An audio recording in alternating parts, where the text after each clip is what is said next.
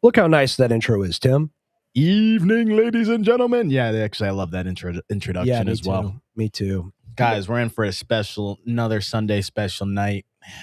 How we feeling today, guys? Let's see with the chat. I think we're feeling pretty good. We got a lot of people in here for the start. You feeling better health wise? You're pretty sick the last week. Yeah, I mean, I'm still a little congested, right? Like a little bit of head cold stuff still going on, but the sinus issue that almost took me out last week. And I was still happy to stream, but I did some streams where I was like crashing out just because of my mood. So I can't breathe out of my nose, feel like a pug, right?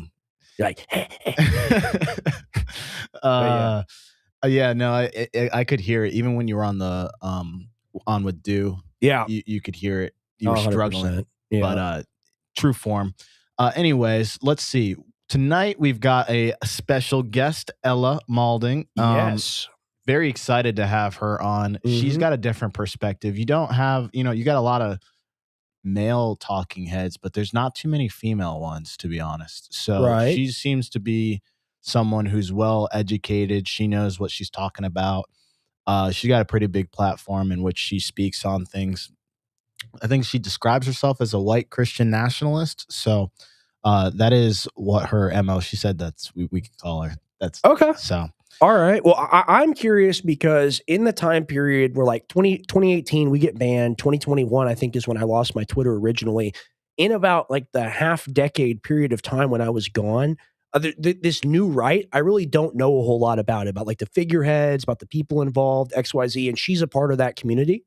Yes. So I want to ask her questions about that, and of course, get her topical opinion on Epstein file. She's an anti-porn advocate, so we want to talk about that as well. It's going to be a fun show. Yeah, I think she's well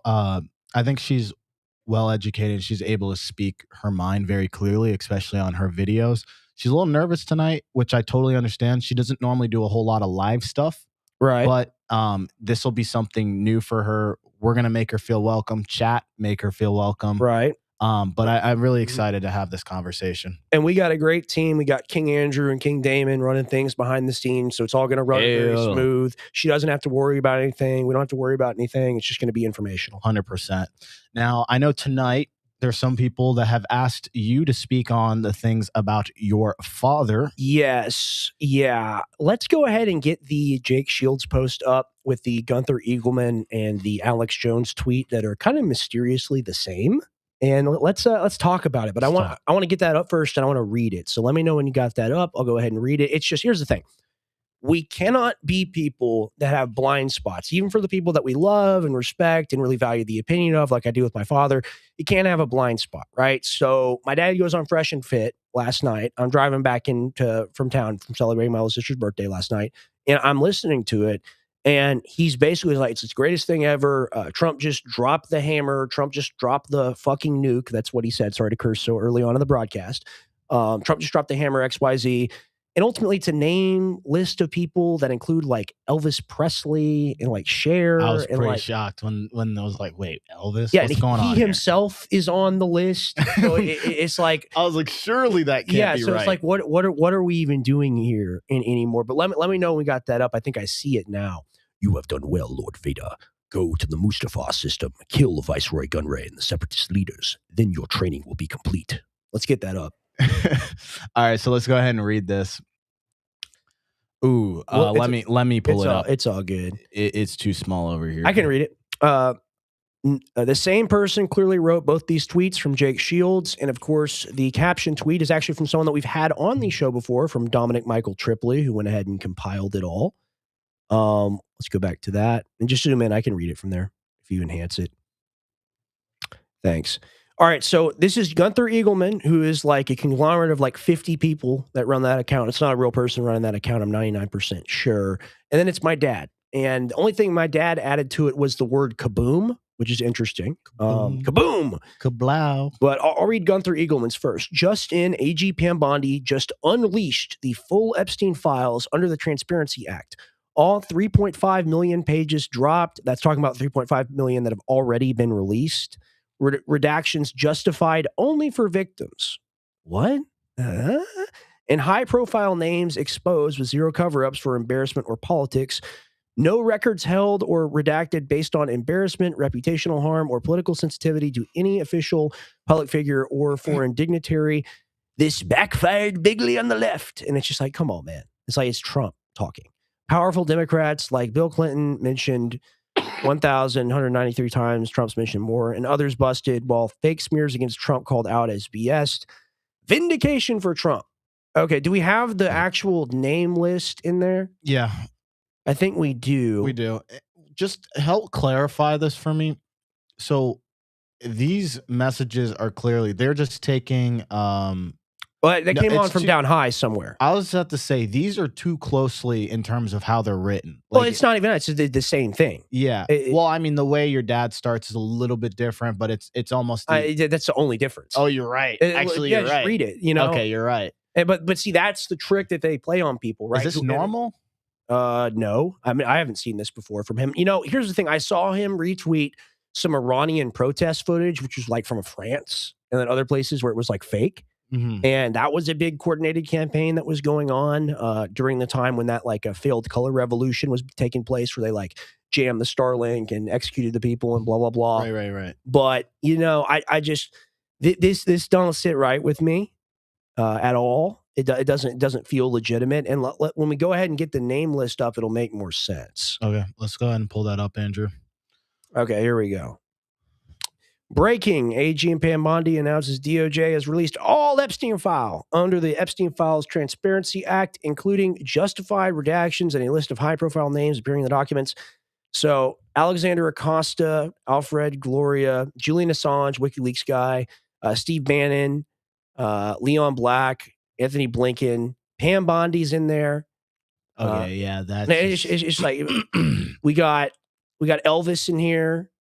We got people that were dead in like the 80s in here. It's like mixed with people who are real, people who are not. Queen Elizabeth is in Nikki there. Haley. Yeah, like Maxwell, while other individuals are mentioned only in a portion of document, including press reporting, this on his face unrelated to Epstein and Maxwell matters. I guess it's just a list of names, but this isn't the unredactions that are promised. They just put this list of names out there and said, "Boom, here you go. We told the truth about everybody." Who? Just help me clarify. Who released this? DOJ apparently. Okay, so DOJ is just blowing smoke up our asses. Right, is really what this is. And I mean, me and you, Tim, we reviewed the Bondi thing. We reacted to it. That was a cover up.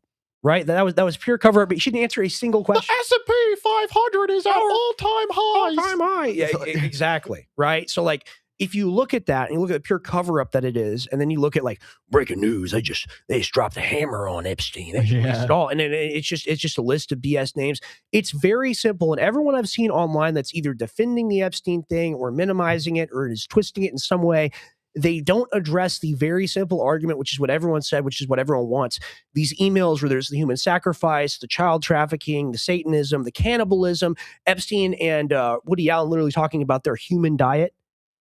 You're saying they have the files of these particular acts and they haven't released them? Well, the names are unredacted in these emails, right? And the emails have remained unredacted, and they're not going to release the rest of the emails because it's too damning what's in there. But they want to say, oh, we got this list here. Oh, ain't that exciting? Now you don't have to worry about it anymore. It's a thing where people are working 2 jobs. People are stressed out. People are worried about the country.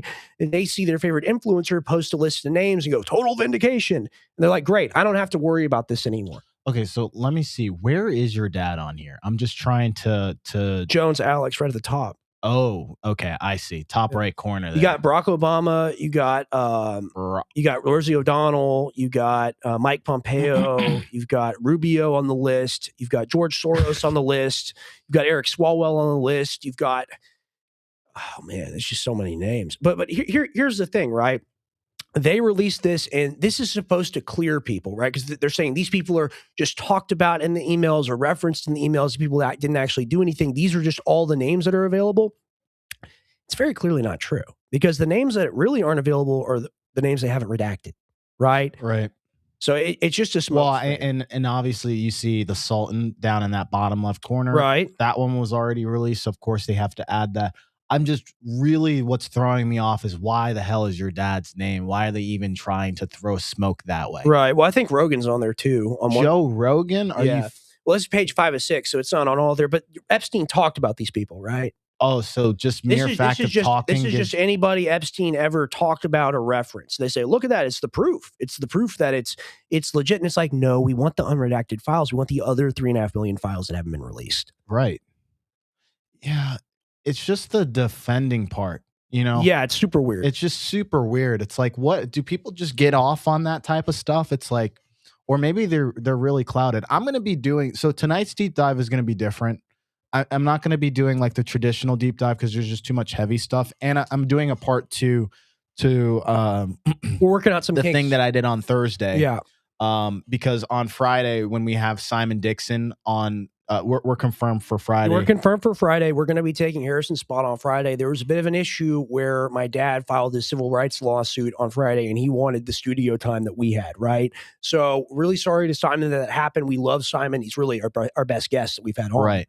So we're going to be doing that this Friday. Yes, we will be on InfoWars. War Room. We'll have Simon Dixon on for the first hour, and then the second half, I'm going to be covering this with Rex. We're going to be going over some of the things that we're going to be covering tonight. Gray area meets InfoWars. Exactly. Yeah, the deep dive on dive. InfoWars. Exactly. So I'm really excited about that.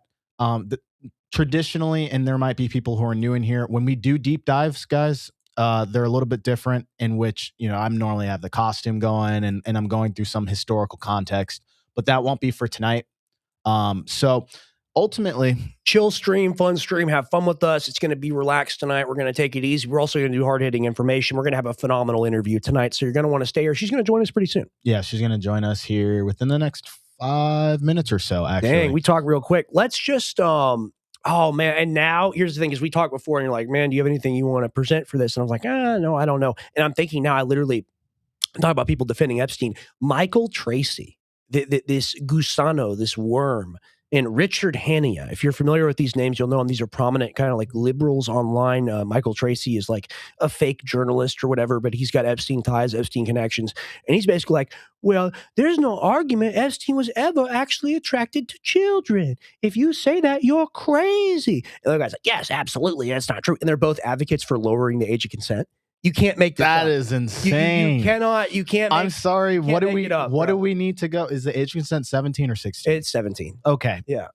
Is there a real justification for lowering it, guys? Maybe for them. Maybe they're interested in it. You know, maybe they're interested in it for other reasons. But it's very interesting how these people come out of the woodwork with like the worst ideas possible. But they're like, we're saying this because we're smart and you're dumb. Don't you realize Epstein wasn't attracted? It's like, here's the thing. There's a photo in the file, and that's all blocked out, and it's a photo of an adult porn star who looks like a little kid. Okay, so it's very obvious what Epstein is into, and not to mention it's talked about. Okay, but they want to play dumb and play stupid because it's the same thing, right? With my dad's tweet and Gunther Eagleman's tweet, it's the low information people that are just looking for some sort of thing as to why they don't have to worry about this anymore. Right. No, think about that. Totally makes sense, and it's just like, I just sometimes I try to follow the train of thought for a lot of these people, and maybe I'm just too logical, Rex. It's like more common sense. Thought. It's just maybe like I'm just too much common sense, and common sense has left the building here in America. Well, it's okay, you know, because Clavicular, he does the bone smashing with his face. All you need to do is get a cordless drill and give yourself a lobotomy, and then you'll be dumb enough to make millions of dollars. Oh yeah, and then you'll be big social media. And not to get in the weeds here, I think I saw a video of him saying like if he eats cheese, he'll literally die because he's taking something crazy. But that's the stuff people are enjoying. Right. You know, common sense has left the building. But anyways, Ella should be joining us relatively soon. Yeah, we're ready. One thing I want to quickly can we go watch that Obama clip of this alien just before? I know it's super. Oh, the random. aliens clip. Yeah, man. It kind of threw me off. The last person I would expect to be talking about aliens. Go ahead and play that. Are aliens real? They're real, but I haven't seen them, and they're not being kept in what is it? Area 51. Area 51. There's no underground facility unless there's this enormous conspiracy, and they hid it from the president of the United States. What was the first question you wanted answered when you became president? Where are the aliens? Where are the aliens? Are aliens real? Pause it. You can go back to us. I mean, that's kind of like if I was president, that's the first thing I'm asking. Right. Too. I mean, I think he knows more than he's putting on there. I think they're like, listen, if you ever tell anyone this, you get murdered immediately. And that's the thing we talk about ultimately. It's like the president is not the one who's the big honcho who's in charge. It's a matter of national security. Exactly. It's the men in the black suits that come in and tell you how everything works. And this is the thing with Trump. Everyone's like, Trump's bringing back second golden age. It's America, MAGA. He's the most powerful man ever in history. He's a god emperor. And it's like, there are probably like 50 people more important than him. But it's people that own the big companies, people that own the AI companies, people that own transportation companies, people like Epstein, middlemen, or the real system that works. Right. And if that stuff could go on for quite literally 2 decades, I mean, just think of the mountain of information of things that we get like little bits and pieces. But I will say, a lot of these people in power are sweating these days because it is harder to sweep the truth under the rug. I tell you. Imagine like our parents, right? Just believed everything that they heard. Right. I will say, I'll give your dad credit in terms of like, he was one of those first people that was challenging kind of on a big level. For sure. The mainstream like narratives when it came to certain things. For sure. And, I think he still does. I think there's still value in what my dad does. I love my dad. Here's my thing. It's like, this is what we talked about for 20 years. And the fact that we haven't received literally all of it and public executions for anyone that was involved. That's something we got to call for. Right. We're being joined now. Yes, Ella is about to join us. So, guys, we're gonna make her feel welcome here. This is we're gonna be nice. We're gonna be nice. No, our people are nice here, anyways. But I mean, she's based out of Mississippi. 22. She goes to college. A lot of her platform, she's very much so pro-America. She's a nationalist, and these are things that are not bad, by the way. Like, these are things where she has pride for her country, and we're very proud to have people who are able to represent that. She's got a lot of things that she does outside of the space. She's going to come on, talk a little bit about her history. We're very curious about kind of what got her started. So let's go ahead, Andrew. Let's bring Ella on. Excellent intro, dude. I usually do those. That was killer. Well, ad hoc there.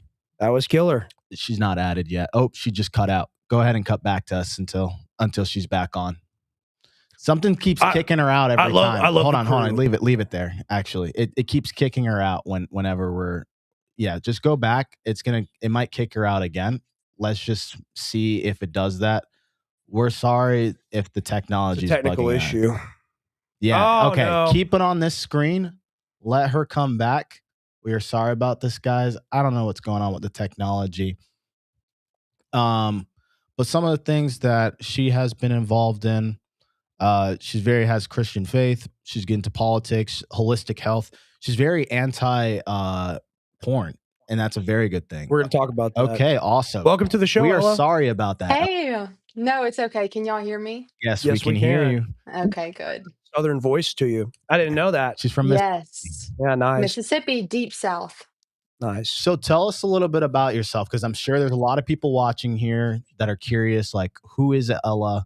Like, how did you start out into this whole space? You talk very well. You have good points. Like, what? Tell us a little bit about yourself.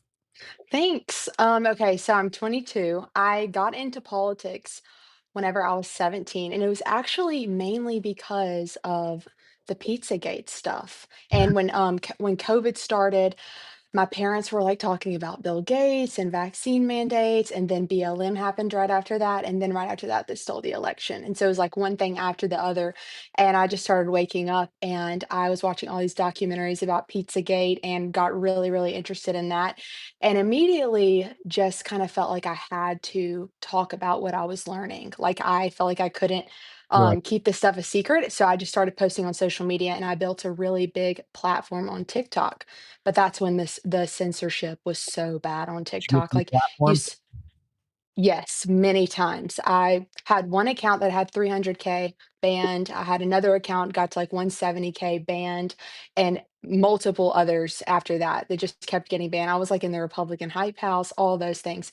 We just kept getting banned. And so I did that for a couple years, and then I took a break, and I just recently got back into posting this past summer. And I've really, ramped up like the anti-porn activism, like hitting cultural issues more. But yeah. Okay, so that's kind of what I wanted to ask you, right? Because the InfoWars ban kind of coincided with Pizzagate. It was a few months after when they had dropped on us. We got kicked off of everywhere. So me, I was the last one on Twitter. I was on Twitter until 2021. I had like 77K. I eventually got kicked off, but now coming back this year, Elon allowed me to do it. I didn't realize my timeline was similar to yours. What I really wanted to ask you was about kind of the development of the new right? Because you talked about being in the Republican hype house, being very big, Mm. talk, growing a big platform. I really wasn't around for the COVID era, and ultimately, me and Tim were focusing on work and other things, weren't in politics. What was that like for you? Was it really, like you say, the BLM, the COVID, the stolen election? Was did that all come together for you? And you're like, I have to start talking about this. Yes. Yeah, it was really just one thing after the other because I lived a very normal life. Like I went to public Right. school, homecoming court, all the normal things. I just thought politics was something that was super boring. And when all these things started happening and I was seeing it with my own eyes, I was like, oh my gosh, this stuff is like actually affecting everyone. And then I learned about, the Pizzagate conspiracy. And I literally couldn't even believe it. Like, and I was like, how is everyone not talking about this? And no one was talking about it. I mean, not around me, no one was talking about it. And so, yeah, but the censorship back then was super bad, and it's gotten so much better since then, except TikTok. Ever since TikTok has been transferred, the ownership has been transferred to a group of American companies. TikTok is pretty Very- much Yes. gone. Like the censorship is so bad on TikTok again. Yeah. And you mentioned you started in June. It's like, so did you start from a clean slate? Like you were like, I gotta start all over. Like you were never on X this entire time. You were on TikTok and all these other platforms. Yeah, I was on X. I have been on X, but I had a pretty small platform. I mean, I think I got to like 25K one time. Mhm. And then my account was taken down. And then when Elon bought X, it was reinstated. And so I started posting more. Wow. But Okay. yeah, and I was always on Instagram, but I also had just a small platform. I really posted like health and wellness stuff a lot over the years. And it wasn't until this past summer that I started posting politics again.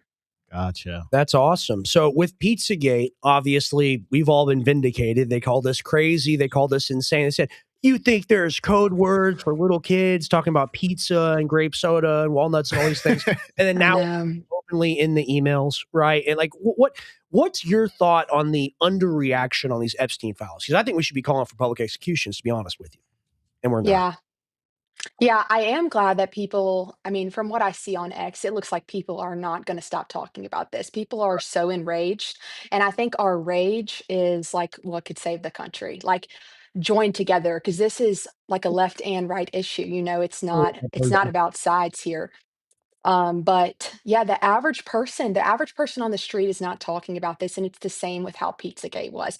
And I said this in one of my videos, but to me, it's almost like Pizzagate and what we're seeing in the Epstein files and the data sets, the stuff is so sick. Like it is so gruesome and vile that the average person, it's really just going in one ear and out the other because they're like, there's no way that's happening. Because people would be doing something about it if it was happening. But no, it's literally happening and no one's doing anything about it. Like the DOJ is not doing anything about it. Um, What's the it's feeling? so horrible. Like, here's the Yeah. thing: we're males, right? So for us, there's a level of like life experience that like we don't go through, in which I'm sure like men have done certain things to every girl in some form or capacity in Right, certain right. like maybe not every woman, but they've had their own personal experiences. So when you read it, it's very different than Rex and I Yeah, reading it. what's Like what's your what's your perspective? perspective when you go and you're looking at these files? It's literally just gut wrenching, like these crimes, I mean, like sexual assault, rape is a second degree felony. I mean, it is next to murder. It's such a sick crime. And I talk about this too with sex crimes because with sex crimes, like you're taking the most sacred, intimate act that someone is supposed to be able to have full autonomy over their body in. Right. And you are basically stripping them of that autonomy and perverting that sacred act and making it forceful and an act of violation when it's supposed to be an act of love and intimacy.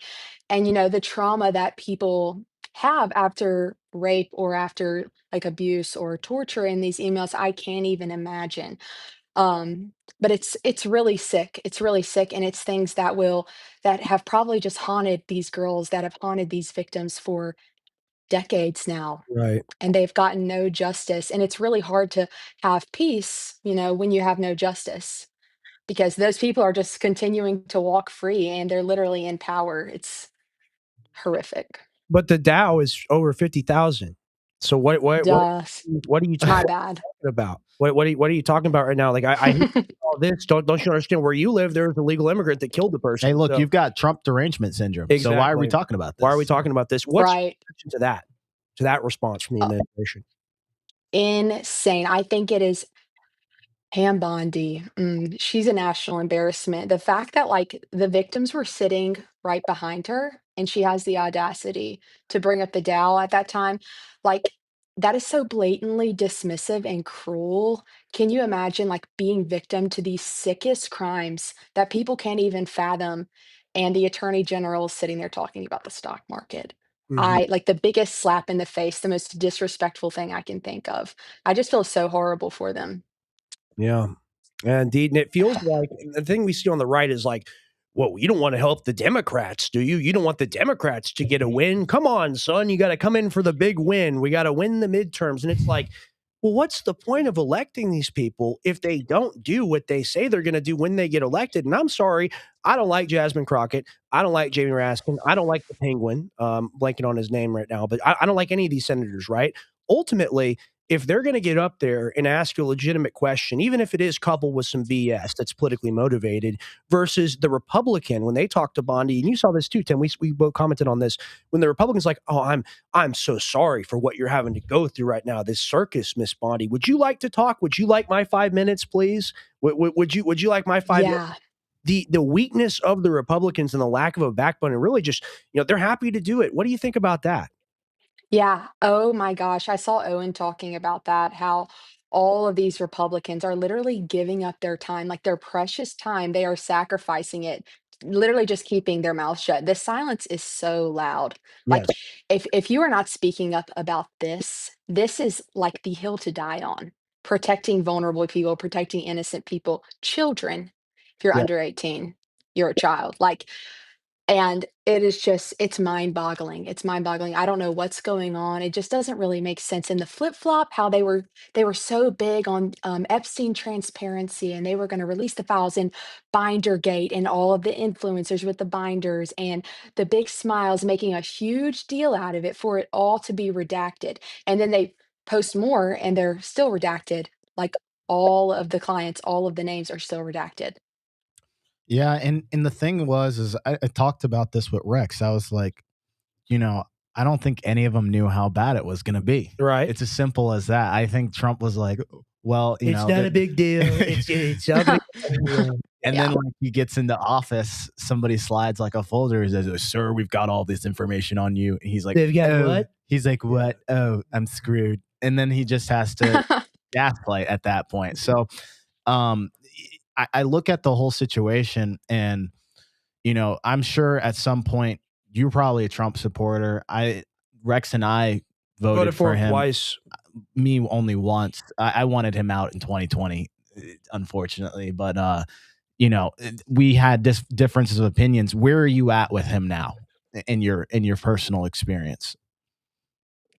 Yeah, I don't know. That's a really tough question because, you know, a lot of the stuff that says his name says it's not credible, or I just think that if he is actually guilty of any of these crimes, I will literally ask God for forgiveness that I supported him. Right. Like, I don't care who it is. I mean, and I loved Trump. Like, I saw Trump as the, archetypal figure that was going to take down the establishment and drain the swamp. And I was back in whenever it was 2020, 2021, I was all into the QAnon stuff. Like, I didn't post about it, but I thought it was so cool. And I was like, oh my gosh, the storm is coming. Trust the plan. Trump is coming. Trump is going to expose it all.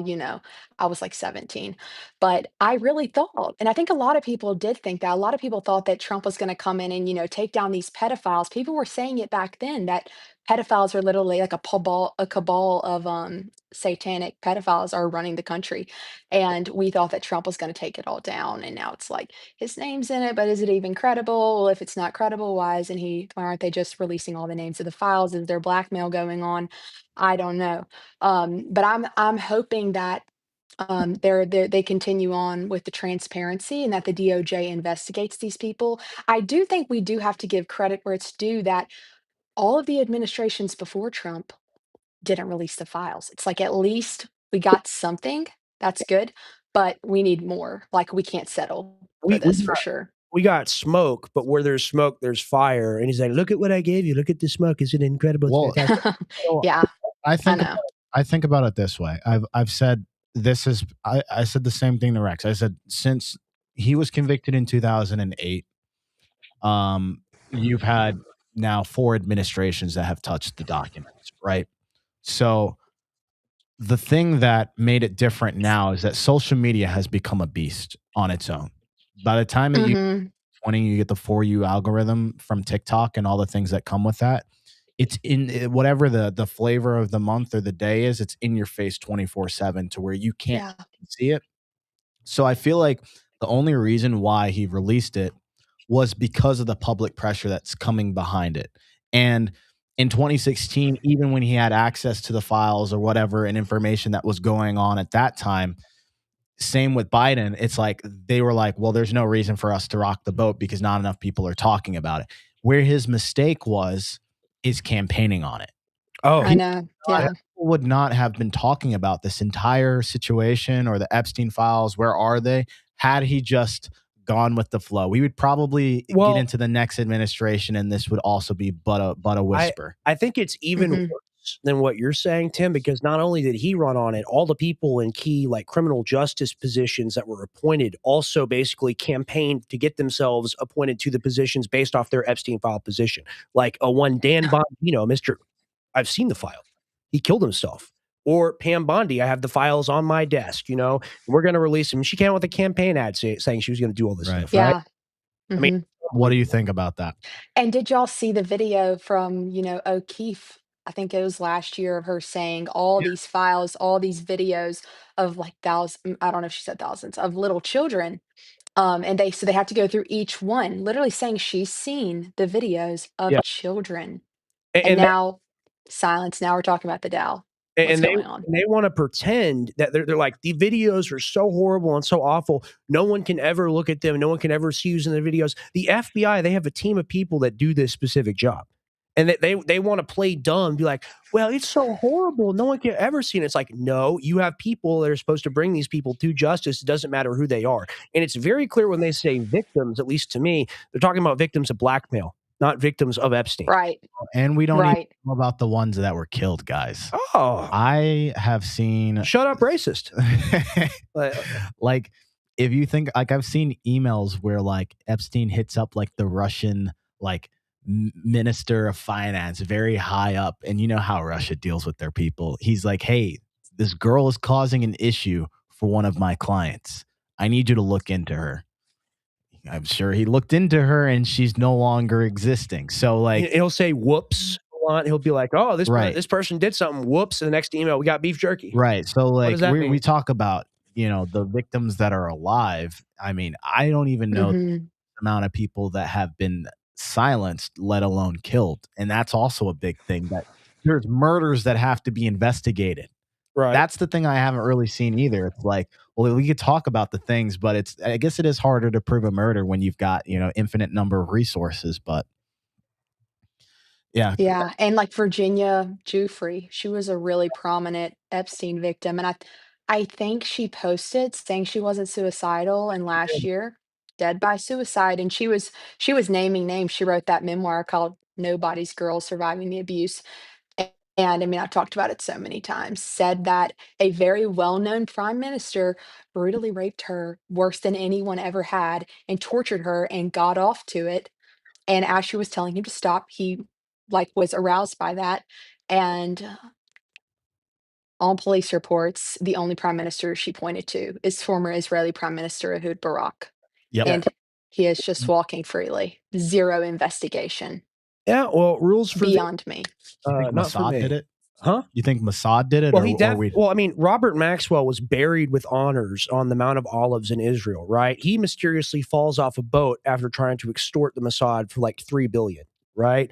Epstein then gets control of all his properties, and who's his daughter? Ghislaine Maxwell. So to say that they're not connected is to just lie, right? That's some dark stuff, man. Right. What are your thoughts just on, because of course we focus on American politics, but just globally, geopolitically, I feel like this is all Iran war setup. And we were talking about it before you joined us on the live. There's been this list of names that was published by the DOJ as saying, like, we're not lying, we're not hiding anything from you. Gunther Eagleman has reposted it. My dad has reposted it, and they all have the same like canned response, right? And it just feels to me like they're trying to give the public a win because they know that people are beaten down by life. They're working 2 jobs. They got 4 kids. They're doing XYZ. They don't have time to be worried. So they just want to see quick. Exactly. They don't have to worry about this thing anymore. What do you think about that? Yeah, that's a good point too, because it's like the whole give them bread and circuses and they will not revolt. Like everyone is just in their own world. You know, people are so distracted. They don't even have the time to worry about this stuff. Work, family, TV on repeat. But yeah, I think it's really interesting, like with Ehud Barak. I did a video yesterday about Les Wexner and Talk about the former, what'd you say? him. Explain who he is because he's not aired out enough, and I feel like he's like Damon. He had the power of attorney, and Epstein did all of this through him. So explain that for people. Break it down. Yeah. So Les Wexner, he is the founder of L Brands, former CEO of Victoria's Secret. Also, L Brands does like Bath and Body Works, Abercrombie and Fitch. He's 88 now, a billionaire. And he is also Jewish, just always point that out. But so he and Epstein, I think it was 1973, their relationship started. Tons of call and email exchanges between them. And he granted Epstein power of attorney, basically giving him complete control of his finances. And over time, victims have said that Epstein used Victoria's Secret and modeling opportunities as a way to lure young girls in. And so basically, with the DOJ releasing his name after Thomas Massey and Ro Khanna's push for unredacted Epstein files, I know they went and viewed them. They released Les Wexner as a co-conspirator, still walking free, by the way. I don't even know if they're going to investigate him. I don't know if there's a trial coming up for him or anything. There's something going on in Ohio with like a sexual assault case, but I haven't heard anything from the DOJ regarding him. And he also gifted Epstein a lot of his properties, the biggest Manhattan property that Epstein had, which we've seen tons of pictures of. I mean, it's like the hottest spot for the trafficking besides the Yep. island. And then also a huge mansion in Columbus, Ohio, um, so close to Les Wexner's. So it was like Epstein's and Wexner's properties right next to each other. Well, that's Yeah, normal. and he is just walking free. Yeah. And that was the thing that I found the weirdest. Like, I didn't even need the files or the name release to even like connect the two. I don't think most people did. As soon as I found out, ages ago, and they've done documentaries on Epstein that, since the beginning that he had power of attorney. I think in 2019, Wexner distances himself, right? But like, I'm just like, hold on. First of all, just giving somebody complete control of your money and not providing justification for why you have to do that. Now, I know you've got legal reasons of like, oh, well, I don't have to disclose that information. I plead the fifth. But it's like, come on, like, there's no way that there's no connection there. And there's so many years that went by. We're just now talking about in 2025. I've been asking people, I'm like, even since 2020, I'm like, why haven't we been talking about this guy at all? I didn't hear his name at all in the news for the very long time. Yeah, I hadn't heard his name either, not until like the last couple weeks. See, that's the part that throws me off. And you're not the only one. There are tons of people who have no idea who he is. And either he has the best legal team and PR team to just like nuke it all. Make sure this thing goes away. Yeah. Make sure there's all this chaos over here so nobody's looking over here. But like, you got to understand the only way that, Epstein has the ability to do the jet and the Lolita and have a freaking Boeing plane is because of the money that he's made from these brands. So while girls are going in and shopping Victoria's Secret, they don't even realize that they're paying for these pedophiles. And it's like, it's all interchanged. The money is deeply connected. A little interesting caveat to that. You know, Epstein also got transferred this from Les Wexner. He owned the little girls store Justice. Did you know that? And I always thought it was weird because I got three little sisters, right? And one's a year and 8 months younger than me. So I would go around with her everywhere. I always thought it was weird. They had like 40 cameras in there. You know, ain't that a little odd, you know, for a children's place? Then we see, I forget who he was, but someone who owned like the database for all the children's school photos. He's connected with as well, all of this stuff. What do you think about that? Yeah, it's called Lifesite or something. Yeah. Does that have to do with Leon Black too? And yes, Leon Black. Okay, Life Touch. Yep. Explain that a little bit, because I was looking into that today or something like that. What do you? I don't know that much about it, but Leon Black is listed in the files with some of the sickest descriptions of like 10 and 11-year-olds, like brutal sexual assaults with like objects, torture, and like I didn't want to go into it. So gross. Multiple girls though, and he's like the former head of Life Touch. Yeah, Life Touch, which is the school yearbook pictures. So I mean, we're thinking about all of this stuff, and to even talk about it or hear about it on the radio, oftentimes, like I've heard my dad break down the files on the show, and I had to like turn off the sound. I don't want to hear this. I don't want to have to deal with the stuff that's going through my head. You know, and I feel like that's how everyone feels when they're like, we don't want to be subjected to this. We want to live in a world where we think everyone's nice or, you know, has a kernel of goodness in them. But some of these people don't. They're not even people anymore. I think the one that hit most was seeing Prince Andrew standing over the girl. Like that one was the one I was like, what in the world? Like, I hadn't really seen any of the other photos that had like actually directly had something like ominous like that. Sometimes you would see like Epstein's photos in a drawer or something like that. You couldn't really see what's going on. But that one, I'm like, oh. And Epstein is in the back. Oh my gosh, yeah. He's got his feet up on the table with what appears to be an American flag draped over the table. And then you've got Prince Andrew on his hands and knees leering over what we believe to be Virginia Giuffre. It's sick. And then I saw the last couple of days like pictures of like what looks like dead bodies with a girl with like plastic bag over her head, people in cages, something about horse stalls, and like an 8-year-old being raped in a horse stall. Like the sickest, I can't even comprehend it. Like I don't even have words for how evil this is. Right. And they're subhuman. And they laugh at it too, like Lutnick. That's an example. That's another name I wanted to bring up. Howard Lutnick. Every time that Trump is at a presser and Lutnick is always posted up behind him, he's always posted up behind him in any one of these pressers, and Epstein gets brought up, he just starts hysterically laughing, right? And Lutnick made the claim, he goes, well, I was his next door neighbor, but me and my wife, we went into his house and he had a massage table. I said, you get a massage every day? And Epstein said, the right kind of massage. And I looked at my wife and she looked at me and we said, I'm sorry, we have to go. And then we walked out. And then he literally lives like 9 steps away from Epstein. He's Epstein's next door neighbor. And he's in the emails in the late 20 teens going to the island. Yep. After So I just...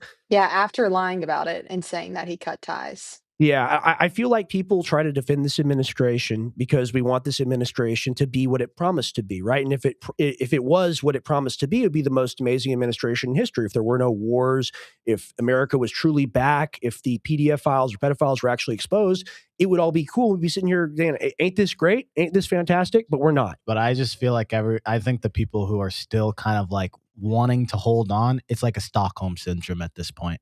I love him. I love Trump. It really is. And look, I know there's people who like want to see the best in it, but like at the end of the day, like like you were saying earlier, where there's smoke, there's fire. Like there's no doubt about it that, you know, Trump had other things that like some things were disproven, but then there were actual ones that were proven where like he's done things to like adult women at certain points, or like there were things that came out about knowing about it is bad enough. Right. That's the key. If you knew about, and I like people use the term children or like young kids or whatever. I like to say little ones because I think it's more powerful. They hurt the little ones. They hurt the little children. Okay, and if you know about it or know people that are, you're like, well, I mean, he's really rich and he's fun, and there's adult women at the parties, and I like the adult women, not the little ones.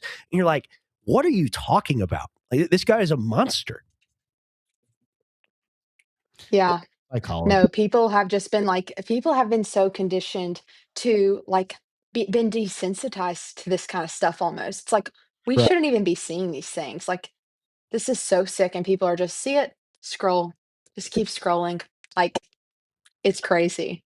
You're right, and that's kind of one of the double-edged swords about X. Like I've seen all types of stuff I never got to see before. I watched in my bedroom, a terrorist attack where like people were literally getting shot and blood's just like spewing out. It's like you're right. There's things that like psychologically we have not been exposed to for a very long time because we're no longer like Neanderthals and cavemen that we've kind of been sheltered from.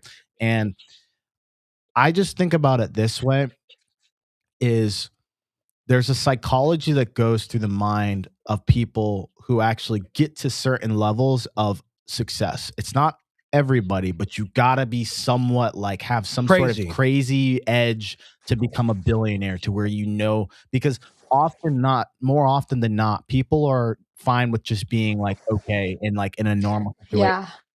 They're not really interested in like having the most money in the world, the heights of power, but you have to have a certain level of narcissism and dark triad. Some people psychopaths, like they find that they're sociopaths and they have tendencies that allow them to climb because other people are more like naturing and caring about society, so they're not willing to like push another person down to go up. But and that's a lot why of these people are like that, and that's why we call them predators too, right? It's because they're the predatory class of people, and most other people are normal. Exactly. Yeah, I haven't really thought about it like that. That's so true though. Like the average person normally is okay at a certain amount of money, Yes, and then you got to think about it like, okay, some of these people, like, Trump inherits his money somewhat. He's worked for it, right? But like the family dynamic and the wealth is passed through. Yeah. But a majority of people that reach a certain level of status or wealth, like millionaires, it's like 80-something% are self-made. So for a fact that most of it isn't just a transfer of wealth. It's literally people climbing the ladder. Right. They came from rags to riches, but to go from rags to riches, you have to have grit at the end of the day. And I'm not lumping all the people who are at the top or have certain money doing, like, they're not all doing bad things. Otherwise, society would like literally be like completely chaotic and like just desolate. There are people oh my gosh, yeah, for the right things. It's just the bad shows easier than the good because our brains have a tendency to actually latch on to information. Yeah. Yeah. So, question for you. Like, this is a little bit adjacent from Epstein, but, you mentioned, and Rex has told me this about the porn advocacy and those things. Talk me through that. Like, where did that come from? How do those things play out? Like, what is your message when you've gone out and spoken about these things? Yeah. It does kind of tie in with everything going on right now. That's might sound a little schizo, but like reading some of the details of these assaults, you'll notice like common themes. And like with Virginia Giuffre's, for instance, and the claims against Ehud Barak of him like getting off to her pain and stuff.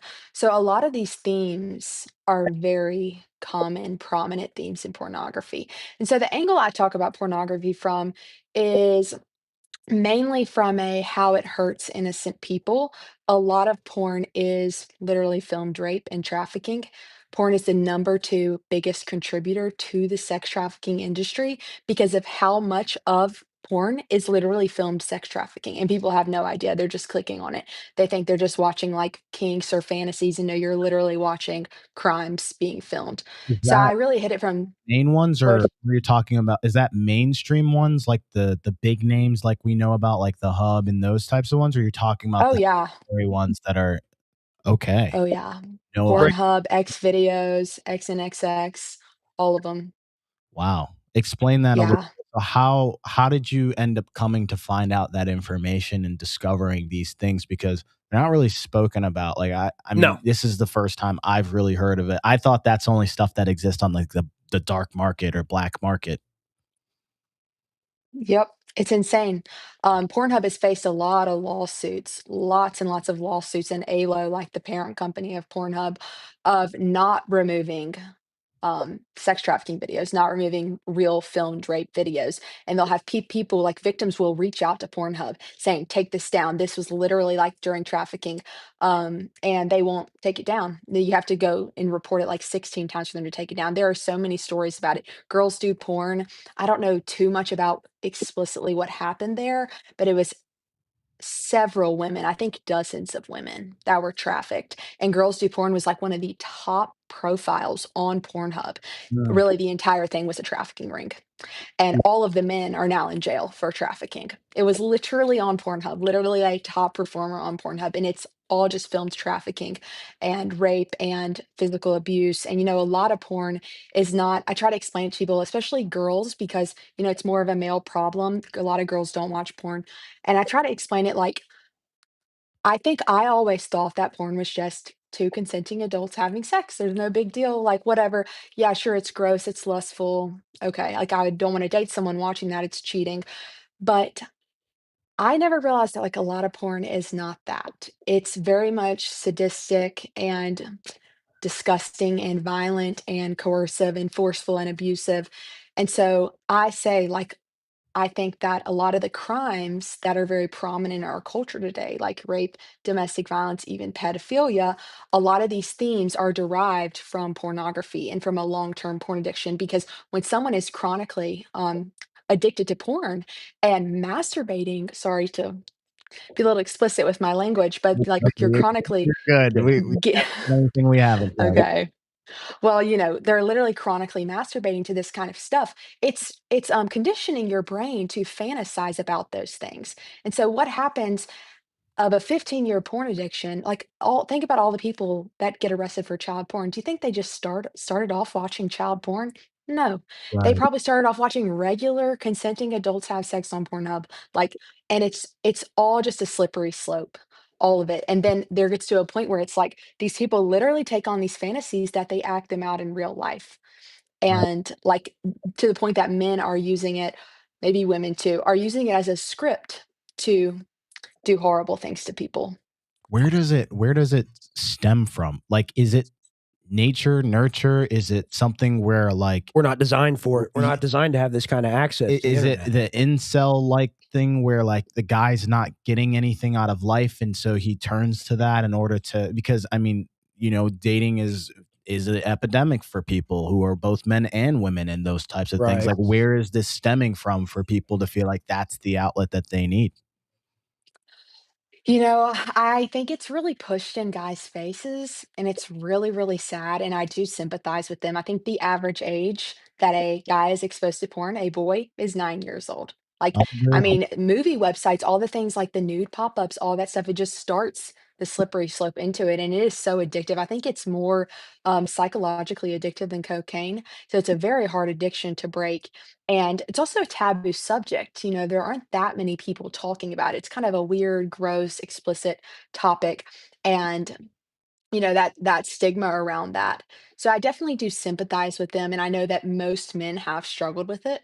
And so I don't condemn men for struggling with it Yeah. at all. But I think it is important to recognize the problem and just to understand that, like, what you're doing, it's not just like a private vice, it's not just like a me problem. You have to look at what porn actually is and who it's actually affecting in the industry behind porn. And it goes the same for OnlyFans. And but it's not just like oh, it's just a me problem. It's affecting other people, and we can see that through porn being like one of the biggest fuelers to the sex trafficking industry. Yeah. Yeah. I think a lot of it has to do with the growth of technology. I mean, when my dad was a kid, when my granddad was a kid, maybe they had like Hustlers magazine or something Yeah. or like a VHS tape from an adult video store, right? Whereas like DVDs. you're 12 years old, you have an iPad with unfettered internet access like me, you're just going to see it. right? And like I think anyone Yeah. that is like a modern age guy, like Gen Z or millennial, that doesn't say that is just lying, right? Like it's just out there in your face, it's promoted to you. And it's the parents, it's the culture, it's the government. None of them protect the children, right? So Right. it's a thing as to where if you can Yeah. sexualize someone when they're a minor, if you can get them to think in that way and operate in that way, not only are they going to be messed up when they're an adult, they're also probably going to be a better target for you if you're a predator trying to get them involved in something, Correct. right? Correct. Yep. They prey on the curiosity because it's like every kid, you go through that stage where you're wondering, your hormones are going crazy. And they prey on that. They know that. They literally market pornography to children. Pornhub is pulled out of like 23 states, I think, because of age verification laws. A state will make it to where any any website with at least one third of its content being explicit or sexual in nature, you have to have an age verification. Pornhub just pulls out of the state completely. It's so evident that they literally want children addicted to this filth. Well, and the barrier is, look, they I know Texas has it. I know like a lot of the southern states, Georgia has it, Florida, but Mhm. people have found ways around it. A simple VPN VPN, on your yeah. phone instantly Right. sends you to another state, and you're right back up and running at the end of the day. But one Yep. thing I definitely want to touch upon that you were kind of like leaning towards was like the exposure to it through other thing. I call it soft porn. I have seen a lot of this on Instagram in particular. X, like my X is cleansed on You can filter pretty you can good. filter Yeah, pretty you can good get rid of it. on Instagram. I have literally tried probably several times to just I want my algorithm clear of No more that women in stuff. thongs. Like Yeah. the OnlyFans Yeah. biggest culprits. I don't know how they continue to infiltrate my feed after every time I say I'm not interested in this. Only show me like entrepreneur stuff, Right. show me educational stuff, show me basketball stuff. That's all I care about. I don't care about, someone. They're creating skits now Yes. where it's like you think it's like the beginning of the skit is like it's just like a regular situation where somebody Advertising poon. yeah, Yes. that somebody's just having like a conversation, and then you get towards the middle, and then suddenly it transitions into something super sexual. And you're like, what? And it's like to disarm you Oh to my the gosh. video. They're getting smart. People are getting smart. It's Yeah, it's really deceiving. But it's that priming effect that I'm talking about when they're not well, it used to be that on Instagram, it was a lot harder to get away with certain things. Now all girls have to do is like cover just like one tiny bit Millimeter. millimeter in order to leave up to the imagination Mm. where it was just you weren't allowed to do that stuff at all and And people had to cover up. And I always thought as a kid, like whether you're looking at something like gambling used to be super illegal. It used to be illegal to bet on sports, it used to be illegal to do all this stuff. People look at you like you were crazy. I remember making jokes about betting in high school, and the teacher going, "That destroys lives." And like that's good, right? Like that's Yeah. way here, right? But I always thought that more regulation would come to the internet, more regulation would come to the gambling, the freemium stuff, anything where they try to get you to do the repeat transactions, whether that's attention or money, right? And I think porn is kind of the king of the attention grabbing in that section. It Yes. never came. The regulation never came. And I think that was by design. It's even more free and wild now. Yeah. What do you think Right. of It that? is it definitely is by design. There's that whole argument too about it, like making men lazy and unmotivated. It reduces gray matter in the brain, which is tied to cognitive function and like emotional restraint. And it's like if you have men, I mean, I've just heard from so many men like how much guilt and shame there Right. is with porn addiction, and it's heartbreaking. Like I can't even imagine. And it's just keeping these men stagnant and keeping people not caring about things. Like we said earlier, everyone is so distracted by social media and TV and porn and all these things, and no one's like fighting back. And we need that, especially right now, like with everything we're seeing, like literally pedophiles are running the country. We need people fighting back, and like good men is really. the answer to that, I think. Yeah, and we used to execute people. We used to have obscenity laws. We used to do a lot of different things, right? And I'm of the opinion that if you hurt a little one, if you hurt a kid, I don't think you should go to jail or prison and be in protective custody for a couple of years. I think I like fishback solutions. We bring public execution, Yeah. you know? And Yep. like people go, that's crazy, that's insane. It's like, well, are you part of the problem? Because like something's got to be done about this, and it's not getting better. What do you think? Yeah, and like he said, like we have to make an example out of people. You know, I was like against the death penalty because I was like, oh well, I think it's worse to sit and rot in jail forever than just like have the quick fix and just get killed. But really, it's about making an example. It's like if you do these things, this is what's going to happen to you, and that's why like it being public is a big deal too. Um, but yeah, like you commit these crimes, and this is what's going to happen to you. And it's really sad with the Epstein stuff because, you know, it's not talked about in the right wing very much, but crimes like these are very common. Like a lot of women and men are sexually abused when they are children by Yeah. family members. Like I think it's like over 80% of like sexual abuse crimes when in children are from someone they know. So a That's family member. Yeah. It is so I've sick. heard that. That's true. and I've had friends where that's been the case before. Mhm. Absolutely heartbreaking. Absolutely heartbreaking. And it's like so many of these people don't see justice because they don't go and report until they're like 15 or 16 and it happened when they were 5 or and it's so sad because there's no evidence or they can't do a SAN exam or and like the Epstein files, this could be our time to get justice for these women and men or these boys and girls and say like, "Hey, you want to do these things? Okay, well this is what's going to happen to you." So just know that like it would stop people from doing these things at a larger scale. It's bigger than just the Epstein files, you know? So one thing I always get confused of, and maybe I have to do a deep dive on this. You know, there's a thing called statute of limitations in which you can't be prosecuted after a certain amount of time. I get Right. really confused with these things because some of the cases are like back in, 2000, early 2000s, or even some in the 90s. And like I've heard people say, well, they can't be prosecuted for those things.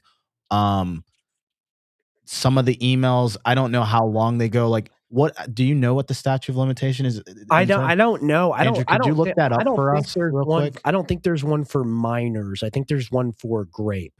I'm not exactly sure how it works, right? But it's horrible because it's permissive, right? Like whatever it's for, it does exist for some of these crimes, right? And it's like, well, if you evade it, you evade it, and you don't get caught, you don't get caught. I think we got to get rid of that in the country. I think it's about time, and it's like you say with the Epstein files and about this being our time, so to speak.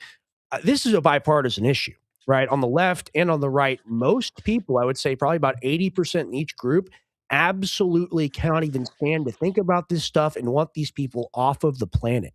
And what I'm advocating for, what I Yeah. want people like Fishback about, is really making this a common sense issue, really getting people peacefully all together, white, black, brown, red, I don't care, it doesn't matter, in the street together saying, we want an end to this. We want real punishments for these crimes. It's not a joke. It's not just a funny happenstance. These are our children. These are our family, you know? Mm. Everyone, the human family, all of us together, because it's Exactly. a universal thing that makes everyone normal, right? Is that like you care about your loved ones, you care about your friends, you care about your family. Even if you don't have family, you care about your friends, you care about the people, their children and whatnot. And we have to recognize there is that 2 to 3%, that predatory class that really wants to hurt those people. 100%. Yes. And a whole Yeah, there's no statute No for statute of children. limitations for Yeah, children? there's no statute of Okay, limitations for children. thank God. That's what I that's thought. good. Yeah. Thank God. Yeah. Yeah, It's there's oh you go, you go. no, you're all right. Go ahead, ma'am. Um, I forgot what I was gonna say. We were Yeah, talking this is saying 5 to 20 years in most states. I guess not for children, but I'm glad that there's not one for children because a lot of times, they don't report. And sometimes adults don't even listen to them. Like I saw one girl tweet, it was like, if a child tells you that they feel uncomfortable around an adult, please listen to them. Literally. Right. That's actually that actually is it makes a whole lot of sense. And often parents are so busy in their lives and they're just going about their day to day. And kids say a lot of things, right? Mhm. Like sometimes you ignore the kid because he's just like Right. yelling or yapping on, but then there's truth behind some of the things. And kids are very transparent in terms of they have no filter. They'll say the Right. first thing that goes to their mind. But Right. I think about this, and you're not familiar with our show. It's not very much so. Like from our perspective and what we try to push out there is we're very much so like we're not taking political sides. We're very much so just calling people out, no matter which side it is. The bipartisan, Yeah. the two-party system doesn't work. Those types of things. Talk about your ideology a little bit in terms of like, I'm sure you've shifted over time, coming from the age of 17, being exposed to this, where maybe not everybody was consuming political content versus where you are at now. Do you feel like there's been any pendulum shift in terms of things you used to hold on to and then now you believe something else? Yeah, well, initially, whenever I started getting into politics, I would say I was more like libertarian, neoconservative. I didn't know very much. And then about a year in, so I was about 17 then. So when I turned 18, I started watching some other commentators and learning more. And would say I went a little more like authoritarian in my like political compass. And um besides that, like, I guess my passions have changed a little bit. I used to love talking about LGBTQ and abortion and BLM and stuff like that. And now I really like to talk about immigration. That's kind of like my favorite thing, plus the anti-porn stuff. Two very different issues, but those are my favorite things to talk about. I like to talk about foreign affairs some. Um, but yeah, I think just like getting older and seeing what I think is really impacting the country, and I think immigration is like the number one thing. So I talk about that a lot. But I would say I've gone further right wing over the last several years since initially becoming political. And Right. is the Biden administration is what kind of shifted you in terms of that, or kind of like believing in Trump and the things that he ran on during that time period? I would say more believing in Trump and the things he was running on, like Yeah. how he came out of the gates in 2016 and just the things people were talking about that radicalized me and learning more just about history and stuff. It just showed me a lot. Well, I think there is something positive that can be said about Trump, right? Even if we're very disappointed. I'm very disappointed. I wouldn't vote for him again. And I'm really disgusted in the administration. But at the same time, we know what we wanted, right? And just because we're not getting it doesn't mean we didn't know what we wanted. We wanted peace through strength, wanted end to the wars, we wanted American prosperity, money here, lower inflation, and we wanted the PDF file Yeah, closed, right? So even if he's a failure, even if his administration doesn't deliver, we know it to demand from the next candidate, and maybe that next candidate won't be so politically entrenched. There's always been this argument of, well, he's not a politician. He supports me. He's going to fight for me. He's not a politico. But he seems to be the greatest politician that's ever lived at the same time, right? Right? Like he won two non-consecutive terms. He remade the Republican Party in his own image. He completely took it over. He is the new Reagan now, and he took that Reagan deal. So for people to say he's having a hard time figuring things out, I think he figured out things perfectly fine. I think we were right in our initial assumption of not wanting a politician to do that job, just wanting a real human to do that job, even if he's not that. right. Do you have hope that we're going to find another candidate that could possibly fill his shoes and do something greater? I really hope so. I think they're going to run with JD Vance, aren't they? Isn't that what's happening? Yeah, that you He Probably. think? might. I thought you I said think Rubio. Rubio is going to win the nomination. That's my prediction. Uh, Marco Rubio is going to be GOP nominee in 2028. I think the Republicans lost 2028. They've already. They're I cooked. think the division that happened so quickly and the degradation of the fact that you've got two clear fractions where you've got people who are on the very conservative side, very MAGA, then you've got like just the traditional Republicans and that side. There's been a tension, and then you just look at the yeah, Democrats. As much crap as you can give either side, one thing you do have to give the Democrats credit for, and people will give me shade for this, is at least they're united on something. And they right? defend each other. Yeah. Yeah. they do.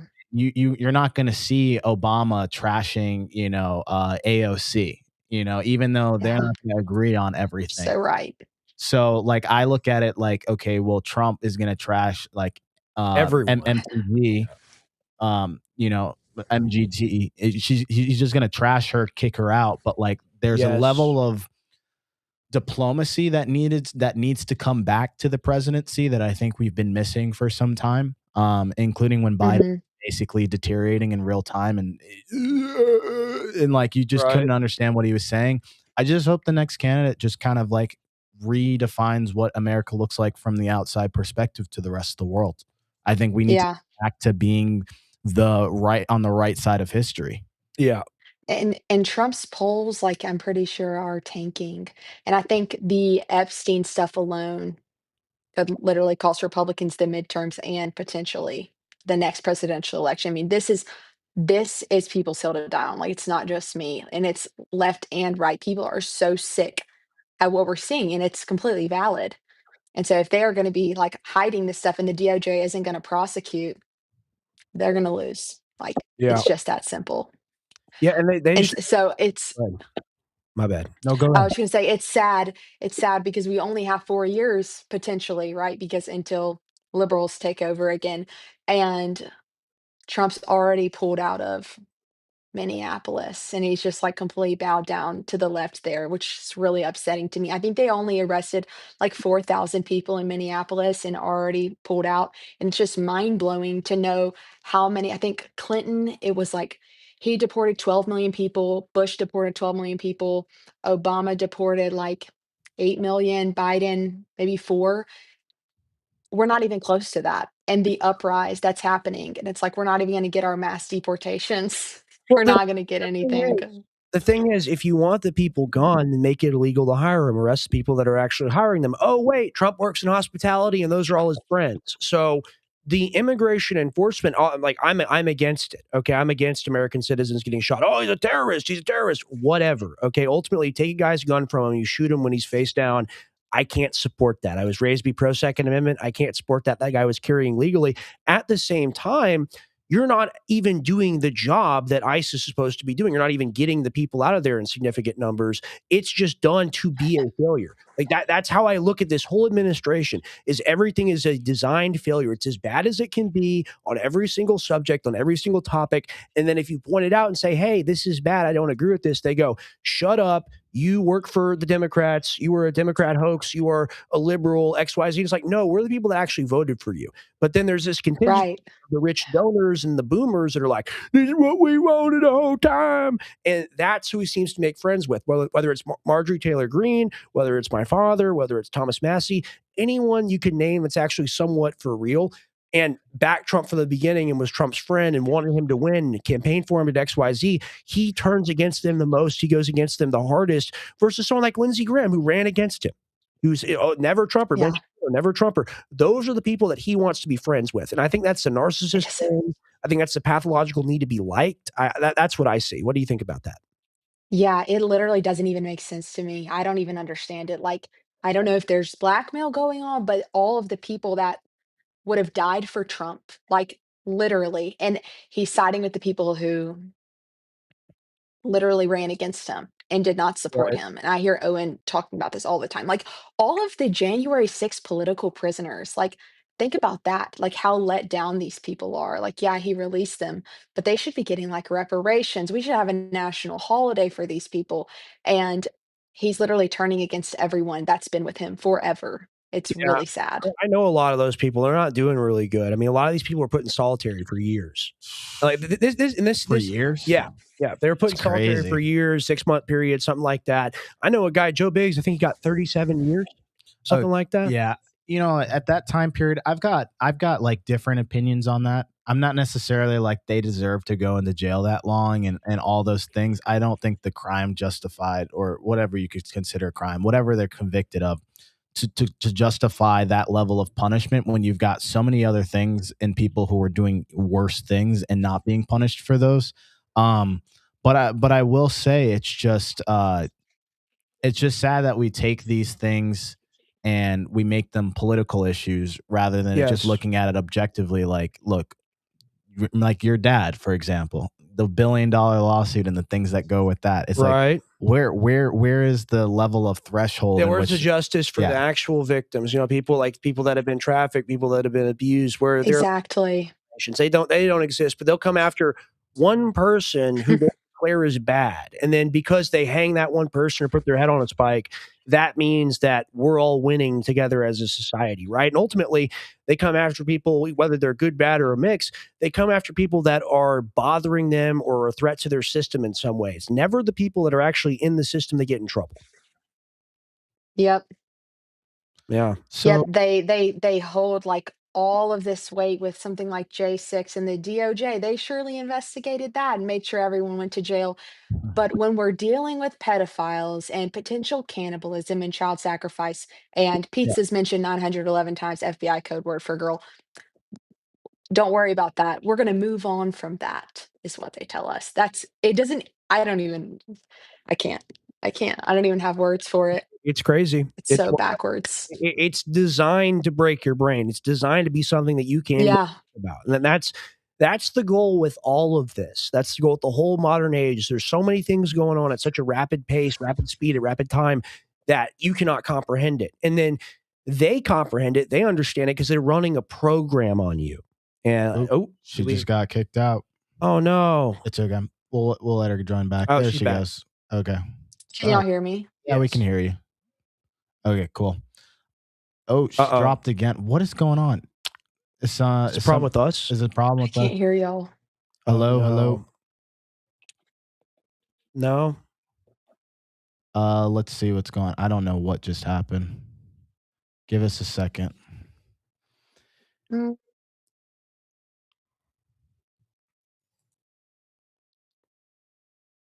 Okay, what Let let me text her real quick. I think what she needs to do is completely exit out of the app altogether. Now, I wonder, maybe she's doing it on a phone. She is. Yeah, I think that's probably the issue. I think she's going to come back. I just realized that I don't know where the mail key is. Now I'm like, oh no. What do you mean? Like I went to get something out of the mailbox. I don't know where the mail key is. So I'm gonna after our interview, I'm gonna scurry out of here for 5 minutes. I'm gonna try to look for it. But really phenomenal. You know, I really like her, and this is what we need to see more of. Is ultimately whenever you see people talk about politics, someone that's like 40 years old going, "I think this is best for the country," or someone that's 60, like, "This is what's right." Ultimately, it's us. It's the people in our 20s, 30s, 40s, whatever, that still, have a lot of decades left to live in this country, right? And a lot of the times, people that broadcast these political opinions to us are going to be dead in 20 years, right? So I like seeing young people broadcast their opinions. I think she's got a really strong voice and a really strong platform. And it's that bipartisan thing of, right? Like maybe we don't all agree on the same things, but when it comes to the core issues, when it comes to things that really matter, like protecting children, we're all united on that. Yeah. And I think the country is united on that, Tim. And it's very interesting. You see, like I've already talked about, I'm center right. You're center. Sometimes you're right. Sometimes you're left. I'm more left now. You're more left now, right? But it's like, someone like her. Can you hear us? I can hear her. I can hear her. Oh, okay. Just leave it on this, Andrew. I don't know what's going on when it kicks her out. Let's just leave it on this screen for a little bit and just see if we can get it. Sorry about the issues, guys. Thank you for being here with us tonight. Softwares always bug out at certain points. This is the first time we've had that with a guest. So. Okay. Can y'all hear me? Yeah, I can hear you. Can you hear? Sorry, I have no idea what happened. Okay. No worries. Just shut off. Okay. You're all good. Okay, guys, back. Can people in the chat hear her okay? Can we go ahead and message and test comment on that real quick? Also, chat is just either very attentive or they're very quiet tonight. I think it's also broken.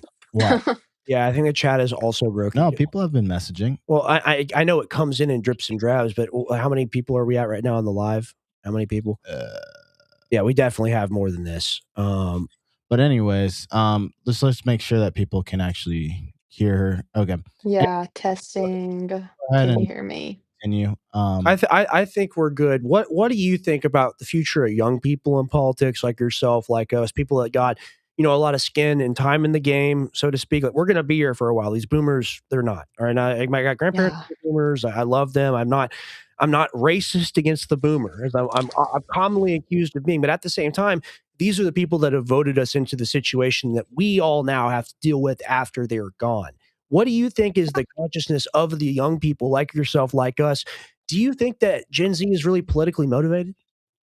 I do. I really do. I think that Gen Z is like moving further right too. And people are angry and fired up. And I think people are going to be infiltrating the systems, like people that aren't, just normal people, like that are just going to college, they're going to infiltrate the institutions. And I think that really is the answer. It's the slow infiltration, and that's how we're going to taking the country back. And of course, everyone that is like speaking about these things, like me and you, and Infowars and different people, there's a place for that too, because we're like riling these people up. So True. I do have hope. I do have hope. I'm not like black pilled completely. I think it's going to be a slow and steady infiltration to take the country back. Here's how I see it. Because I'm a guy from New York. I'm from Connecticut, Massachusetts, very Democrat. Like I was Mm, like 95% of black people vote Democrat. So like I was in the sauce. And minus the whole 2020 awakening and the COVID vaccine and what made me push, I had a lot of people who were also in that Democrat bucket. And, when the Biden administration and did all of those different things, you're right. It did push a lot of people right. But what I'm seeing is yeah. I don't, I see a large population of people who have been pushed right, but they're not going like fully right because of everything that's even happening here. And for me, I am also in that camp of people who's like, okay, I went from left and I was pretty conservative, like probably like a year and a half ago before Trump kind of got in. And I was like, I'm not for this illegal immigration. This is a one big issue. Why are we sending money to Ukraine? I believed in all of that stuff. But then as I had the stuff that I'm seeing that the Republicans are doing, I'm getting whiplash from this side. And a lot of us have now shifted just like either dead center or you're like dead right center or maybe a little left, but you're not moving on either side is what I'm seeing. I want to step on that point a little bit because it is such a good point. And I call myself a centrist now, but I'm a centrist in the position that I take from the left and I take from the right. Like I'm radically pro-life. I believe life starts at conception, but I don't believe that you should be expected to pay for healthcare, housing, food, stuff like that. If you're going to have a kid and we're going to be pro-life and do these things, the state needs to help out. And to say that's unreasonable, I don't think it's a coherent belief, just in the same way that I'm pro-gun, right, for everybody. So, what do you think about this? Yeah, I actually agree with that. And people will call it liberal, but I think that our tax dollars should actually go to helping our people and like the less fortunate in Mississippi. We're the poorest state in the country. I mean, there's homeless people everywhere. There's so much poverty. And it's really sad that we pay all these taxes and we could be really helping these people. And instead, we are sending all of our money to foreign countries. But yeah, they're kind of like isolating young people, and people are really confused, like left, right, left, right. Well, because everyone is just evil, like especially with the Epstein stuff that we're seeing now, it's really, really confusing people, I think. Um, That's why I it's think just, it's really sad. taking the labels out of the equation. I agree. Like that's the biggest thing that bothers me is like we use them because that's what we were educated at that's all we've ever. Yeah. So it's like for you, like I'm sure like you've explained to us like your positions and things like that. And some of them could be on that right wing. And like, okay, I may not agree with everything, but like I'm still able to have a healthy level of dialogue with you to where like we're respectful of each other. And Yeah. things that like I'm like, oh, she's hitting the nail right on the head. And some of those things might just come from a left leaning, but really it's not really a left or right leaning. It's also common sense thing of like what's just right from wrong from a human perspective that we kind of just miss and realize that like you compromise your human and moral values just to be inside of that and feel like you're tribal because humans are tribal. That's actually why we have those systems is because you need to feel a part of a system of a team. Yeah. 100%. Yeah. Yeah, and they keep betraying us. It's like we're dying on these hills for them, and then it's like what happened with Marjorie Taylor Greene and Trump. Oh It's wow. just really sad. Like people who have done everything for him, and now he's just completely turning his back. 100%. I like to say we need t-shirt. Okay, you don't make money off t-shirts. It's an incredibly important margin product, but not an elephant, not a donkey. I'm a human being. Okay, and That's good. Seriously, but That's good. I've been saying this for a few weeks now because you know what, Rex, you might be onto something. Yeah, like seriously. not a donkey. I'm not an elephant. I'm a human being. I'm an American, and I care about other human beings and other Americans. Yeah. Not living in the system. I'm actually going to look into this. Yeah, for sure. For sure. I actually Yes. want to actually get a couple of shirts like that. If anybody in the audience is interested in something like that, please let us know. Damn. Yeah. Nice. Well, I mean, it's the truth, man. And that's what they want to push on us. And we made fun of the liberals for years. It's haha, stupid liberal. You have no argument. The left can't meme. The right is superior. We have the real ideas, blah, blah, blah. And then you see the cat turd, right? You see the Gunther Eagleman. You see the insurrectionist Barbie. Like you see these people on X and other places, and it's what a libtard is. It's a conservatard. Like it's the same exact. Yeah. But that's because they push the party line. And the thing that's so disgusting about Trump and about the new Republican Party or the MAGA rebrand, whatever you want to call it, is it actually does come from a legitimate place of people actually wanting a better country and a better life that's divorced from that duality, left and right. But he's been able to marry that into the political system. And that's the real Pied Piper thing that really scares me about just what we're dealing with now is I know the younger people, because we see the polling numbers, Trump's polling numbers, the young people are just going, but anyone that's mid-age or older, I'm afraid they're going to keep falling for the psyop. Like they want to wear, the Trump trucker hat. They want to wear the FAFO shirt. They want to do these things. And it's just like you're slitting your own wrists in a bathtub and you're happy about the color that's coming out. You're like, this is cool. It's red now. And that's how I see it. Yeah, 100%. And they're just clinging to these ideas. Like I was at the rodeo the other day and our Congressman Michael Guest came out and started speaking and he was just like God, guns and freedom, like something Second Amendment, Second Amendment, Second Amendment. And I'm sitting there and I'm like, you haven't said a word about the Epstein files. This is just beyond me.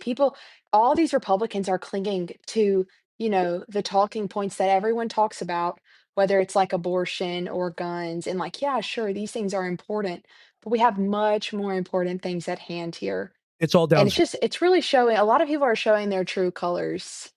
A lot of politicians My are. question for you would be outside of this, like, what does Ella want out of life? Like, what do you see like down the line, 10 years, 5 years, whatever it is? Like, what is your ultimate like satisfaction if you feel like, okay, if I did this with my life, I would be satisfied? Yeah. I would just say obeying the Lord's calling for me, whatever it is. I definitely want to have a lot of kids. That's kind of my number one priority. I want to have a lot of kids and I want to have an impact. I think that God has given me a incredible testimony that I can use to help people. And I'm really passionate about the anti-porn stuff. Would love to continue on with that. Whatever that looks like, I have no idea yet. But right now, I'm just speaking my mind in school with my family. I just do normal things. But yeah, I would love to get married, have a lot of kids, continue doing activism to an extent. Yeah, does that answer? 100%. That's phenomenal. That's really beautiful. We talk about young people on this show and what we want out of the future, what we want out of our country, because it's our country too. It's not just the old people's country. Yeah. It's about what God wants for us. We're all on a journey. We're on a path of figuring that out and trying to walk with the Lord, no matter how horrible we are at doing it. And I'm real bad at doing it. I'm just going to be honest. But aren't we all? We have to realize that there is a creator, that we are created in the image of God, and that ultimately this is why you can't do things to little ones, is because you're supposed to see Christ and yourself in every single person, young or old, that you see ever. And somewhere along the line, that has broken for these people. Right. So I think whether it's the anti-porn testimony, whether it's the Epstein files testimony, whether it's just you talking about these issues from, a new post-duopoly perspective, I think you are doing really good and really powerful work. Where can people find you? Where can people Thank you. Where can they go to find you? You can follow me on X. It's Ella Maulding. And then my Instagram is Ella Marizzle, ELAMARIZZL. And then same for my TikTok. I have a YouTube. I don't post so much. X and Instagram are my two main platforms that you can follow me on. Awesome. Awesome. We're going to try to throw that up here right now. We're going to throw up your profile Andrew, really quick. Just going to send this to you now so you can throw that up there. But seriously, thank you for being here with us tonight. It means a lot. We always like to say, or I like to say, thank y'all. Oh, you're more than welcome to come on the show anytime. You should let us know. But we have the best guests. We have the most phenomenal guests like you've never seen before. Seriously, The best. the guests that come on our Oh, I'm very proud of what the gray area has become, and it's me and Tim working together. Tim works so hard on the back end, on the tech end. We've got King Andrew and King Damon on the producer team working in real time alongside with us. And in really a short period of time, because you talked about just getting back into the mix of things recently, in really a short period of time, kind of the same period of time as you, we've been able to grow this thing into something legitimate, and we're really proud to be here with you today. And we hope to be on air with you again soon and others like you so yes. much. Also, Yes, thank y'all so much for having me. last thing I want to say is, I know you mentioned at the beginning, like when we were just kind of testing and making sure everything was going to go good, you were nervous because you were kind of outside of this space, and you're like, "This is the first time I'm getting back into this live stuff." Going live. You're Yeah, great. I haven't done the live stuff in a while. Like I used to when I was Do it. younger, but You need a haven't show. in a while. Honestly, Gotta do a show. you're good. Like, you got it. Oh, You're got oh, thank you. very comfortable. I'm sure a lot of the people in the audience liked you. That's right. Supernatural. Like, you killed Thanks. out of the park. You shouldn't ever feel nervous about going on air because you have the ability to actually speak, and people need to hear your message too. 100%. Oh, thank you. That means so much. Thank you. Confidence booster. Yeah. Well, I had so much fun. Thank y'all so much for having me All on. right. Take care, Ella. Thank you for being here tonight. Yes, y'all too. All right. Thank you. Phenomenal. Another phenomenal guest in the books. Always great. Always phenomenal. W Ella in the chat from Nimrod. W Ella from Nimrod Pod. I'm going to go run and check on the mail key because I'm kind of Okay. sweating bullets about that. I may have really messed up here. I hope I didn't leave it in the thing. That would be horrible. You guys get to sit here with Tim Solo Show. Solo show, Tim on the gray area. So, with these things, very interesting. I didn't know what to expect. I get nervous because you never know what people are gonna say and how it fits into the show. And our belief is not into censoring or picking particular sides to be able to allow people to have conversations and exclude people. I mean, it's all about conversations. And like I said with her, like, we are finding that we agree on more than we disagree, And it's very interesting to see, like, Rex, you're 23, 20. Yeah, you're 23. She's 22. It's like, I'm 27. Like, guys, this is the next wave. Like, this, like, by the time, if you think about it, by the time, like, we're your dad's age, like, we're the voices trying to carve out the new narrative in society. Like, it's super important. I think it speaks to also the urgency of the situation and the acceleration that we've seen events take place over the recent span of time. Things are happening faster and faster and faster, and they're happening with more force and more force and more force. So if you're a young person and you realize that, and you realize not only are these things happening, but our world is getting materially worse. We're the first generation, Tim, that's going to have it worse off than our parents. And I agree. Definitely agree. You think about that, and you think about the situation that's put us in against our will, against our consent. We never asked for any of that, right? We just wanted to be normal Americans, live in a free society. But turns out they're all satanic devil worshipers who like to hurt little ones. Okay? So that's ultimately why we do the show, is because the people that rule us, people that make the laws, people that take all this money, they are not legitimate. All right. We may be flawed. We may be abused by the system and by society and by these things that Ella talked about, like pornography and XYZ. Even if we're flawed people, we have to come forward and say, hey, if we're damaged from the system, if we're messed up from the system, we don't want the same for our children, because we know how bad it is. Right. And I think that's the thing that unites us, whether we're young or, middle-aged. Whether like if you've got kids or you're going to have kids and you want a better world for them, the time is now. And 100%. Yeah. What do you think? 100%. And we've got more lined up for you guys here. We're not done.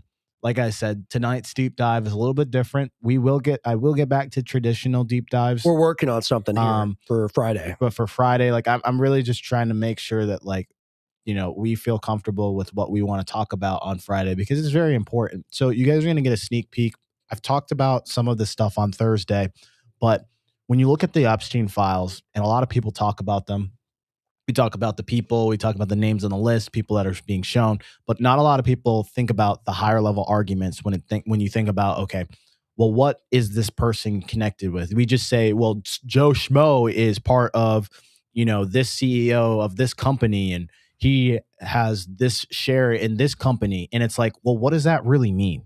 Right. Right. And at the end of the day, you got to look at it. And a lot of these people hold high levels of power that actually influence the day-to-day activities of everybody in America. And not just that, on a global level, like you and I get affected by the decisions. So it's like, if a person can go and do these things to a girl, right, then what other things are they doing that have economic influence where they're selling out the people? And they don't even care about the other thing. You're like, well, look, I'm barbecuing a baby. Why do I care if these people's taxes are going to go up and their life is going to get worse? Right. I'm a cannibal. Right. You know, I'm eating human meat. 100%. So like, that's what she talked about too with the desensitization, Tim, right? It's like, oh, like you don't realize like, oh, this is really messed up. I'm getting off on watching someone who was illegally filmed at the end of the day, like going through something against their consent. Then, you know, maybe the PDF files ain't such a big deal. Right. And right? If you think about the people that are in power that are on these lists, they become desensitized to decisions. You know, They get elected, they get put in positions, and then you're trusting that that person's going to make the right decisions on behalf of the people, the greater good of society. But if you're already down the rabbit hole of like doing that type of stuff, then you're desensitized to making better decisions, and you're just going to be selfish. And it's not only that. I just said this thought, but it's very true. It's not only that. It's the fact that the class of people that are around you that are also committing these acts that have achieved the heights of power, they're your biggest fans. And I think that's what's happening with Trump, right? Is like all he gets is positive reinforcement from these, you know, donor class people. Right. At the end of the day, like, yes, sir, you're doing an amazing job. It's like, well, maybe I am doing an amazing job. If everyone's telling me I'm doing good, then I'm doing great. Yeah. Right? What do you think? Just shower me and tell me I'm doing good. Exactly. That's basically what it Trump's is. got a praise kink, ladies and gentlemen. That's pretty obvious. Oh, yeah. Tell me I'm how good. fantastic I am. You're good. Tell me how wonderful I am. like that's Donald Trump. So I think here's the thing. Even if he isn't, let's say he isn't a purple people eater. Let's say he isn't, you know, a diddler or whatever. Even if he just knows about it, he still wants to be liked by the people that did it. And it's like, what? I just tell me I'm good, Donald. Yeah. Tell me I'm good. Tell me I'm fantastic, the best you've ever seen. All right, it's too much. It's too much. We can't do it. It's gross because it's true, probably. Oh no. Oh no. It's too good. Okay, so let me focus here. The second she leaves, man, we just go to 11. Degenerates. Yeah. Anyways, don't send the black trucks. We're good. Yeah. No black helicopter, please. Anyways, you know, let me get my bearings straight. So the guy I want to talk about tonight, we've talked about other people. We talked about the Sultan. We talked about a couple other people that were doing some pretty heinous stuff, to be honest. Yep. So tonight we're going to talk about a little man called Leon Black. And you were also very much so hinting at this guy over and over again on the previous one. I saw what he did. Now I was like, whoa. Right. And he's right. Like the stuff that he's done and the control that he has and the power, I'm like, how is this guy allowed to have this much influence? Get the bastard on the screen. Let's look at this guy. Yeah, let's go ahead and pull up this guy's face. Okay. Look at this person.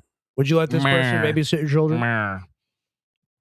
Look at him. Yeah. It's pretty surreal. And you know, you remember I said like the Sultan doesn't even really look like you know, he would be doing these things. This guy is exactly who I expect him to be, just by face value. Yeah. So let me get my bearings straight here. But basically what you need to know about this guy, Leon, he's all about power, influence, and proximity, right? He's a billionaire investor. He's the co-founder of a group called Apollo Global Management, and it's one of the largest private equity firms in the entire world, okay? And that's very important because Apollo is managing billions of dollars, right? Approaching $1 trillion, actually. So the money comes from public pension funds, retirement systems, university endowments. You're talking insurance companies, you name it. Like that's where they're managing your money. And this is the guy managing the money. He's the co-founder. He's helped create the system. And so when Apollo moves capital, it's not abstract. It's something that actually hits the markets. It affects teachers. It affects pensions, retirement accounts, insurance policy holders. And Apollo doesn't just buy stocks, it buys companies. And companies are what run America itself. I've always stated this, and it's very important that people understand. America and the world is now not run corporatized. It's corporatized because they have influence in our government because they can lobby, right? So when they go into these companies, they basically add debts, they cut costs, they sell assets, and that affects a ton of things. So let's go ahead and pull up this video, this YouTube video. It's the one that states, let me just get my bearings straight here. It's the one that starts at 238 that explains, actually, no, sorry. Let me correct myself. We're going to watch the one that talks about who is the Apollo group, okay?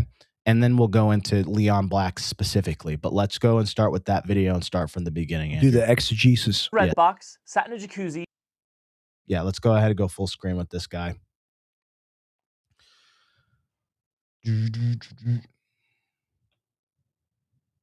Redbox, sat in a jacuzzi, had ADT protect your home, driven through a Carl's Jr., bought craft supplies at Michael's, stayed at the Great Wolf Lodge, enjoyed games at Chuck E. Cheese's, taken a cruise on Norwegian Cruise Lines, gotten protein from GNC, had your ears pierced at Claire's, watched a movie at AMC, hit the slots at Caesars, or shopped at Sprouts, you've interacted with Apollo Global Management's massive investment portfolio. And these are just some of Apollo's...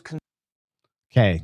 Let's zoom in on this a little bit. Let's start from the first half on the left here, because I just want to look at some of these. These are the companies that they've invested in. Okay. Momentive, Hexion. I haven't even heard of Eastman, half of Resolution. Claire's? Yeah. Isn't that where girls get their ears pierced and stuff? Yes, indeed. That's crazy. Yes, indeed. Keep going down. Ralph's, Zales. Wow. Carl's Jr. Not the burgers. Yeah, the burgers are the most guilty. Not the burgers. Sprouts. You try to get health food, you get in trouble. Keep going to the right there. Okay.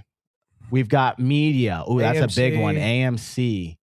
Caesar's Palace, so casino ownership there.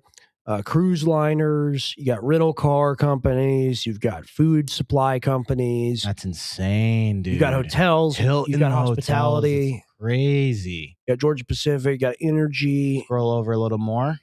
Let's see what else is here.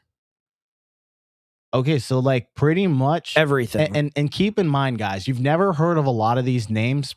Okay, this is where I nerd out just a little bit. Break it down. Okay, a lot of the times with companies, we see the mainstream ones that give you the end product, right? Right. So you're talking about, let's say, like an Apple, a Microsoft, an Amazon, right? But there's also companies that are like either adjacent to them or below, in which they are also massive companies that supply the industries that actually run their programs and their systems. So, for example, Amazon has trucks that they use. There's a company that supplies those. They are the biggest players in that, and they play into the industry. There are people that provide Apple with the raw materials. That's also another company. So a lot of the surface level ones that we know about are the ones that are mainstream. And we are like, oh, well, that's also the evil people or certain things that are doing things. You got to think about the secondary people that also have billions of dollars, but they're just in the boring things that people don't care about or don't interact, but are just as important as the massive companies. That's the easiest way I can explain it. So let's go ahead and keep watching this video. Consumer-facing brands. Apollo Global Management also has its fingers in dozens of companies in chemical manufacturing, business services, natural resources, trucking, and the telecommunications industry. But despite their massive reach, most people have never heard of Apollo Global Management.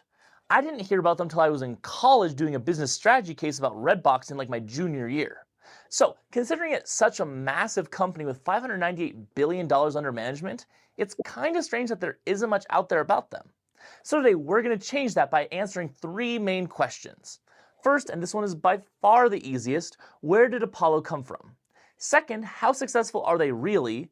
And third, and probably most importantly, what makes them so successful? And can we learn from what makes them successful in making our own business ventures more effective or more profitable? But before we jump in, X chat is broken for me. Yeah, this is what I've been saying. X X is messing up a ton. It's not it's pissing me off. It's just the broken app. Yeah, I even have issues when I just go on X and I'm just trying to like browse. It's just broken. Yes. Okay. I'm glad that like you confirmed that too. Like we're not just tweaking. And the videos aren't being posted. It crashes. You refresh, gives you the same thing 4 times. You can't chat on other people's stuff. And Owen's having the same issue as us when he uses the outside software that cross streams. Sometimes it's not posting to X, and then you're having to retweet it. Okay, understood. Thanks for bearing with us. Thank you for bearing with us, guys. Sorry for that rant. Go ahead and continue. And if you like learning about the business world, consider clicking that little subscribe button. Skip a little spend a ton. I sold or the largest investment. Okay. The roots of Apollo are in the collapse of Drexel Burnham Lambert, which was the 5th largest investment bank in the United States at the time. Drexel Burnham Lambert, which is a terrible name in my opinion, went bankrupt because Michael Milken, one of Drexel's executives, condoned or encouraged, it depends on who you ask, unethical and eventually illegal trading practices in his role as the head of the high-yield bond division. At first, it was just charging above the legal markup for trades, but eventually it grew to be full-on insider trading. Until 2008, Drexel Burnham Lambert was the largest investment bank bankruptcy since the Great Depression. After Drexel's collapse, a bunch of its higher-ups were completely out of jobs, right?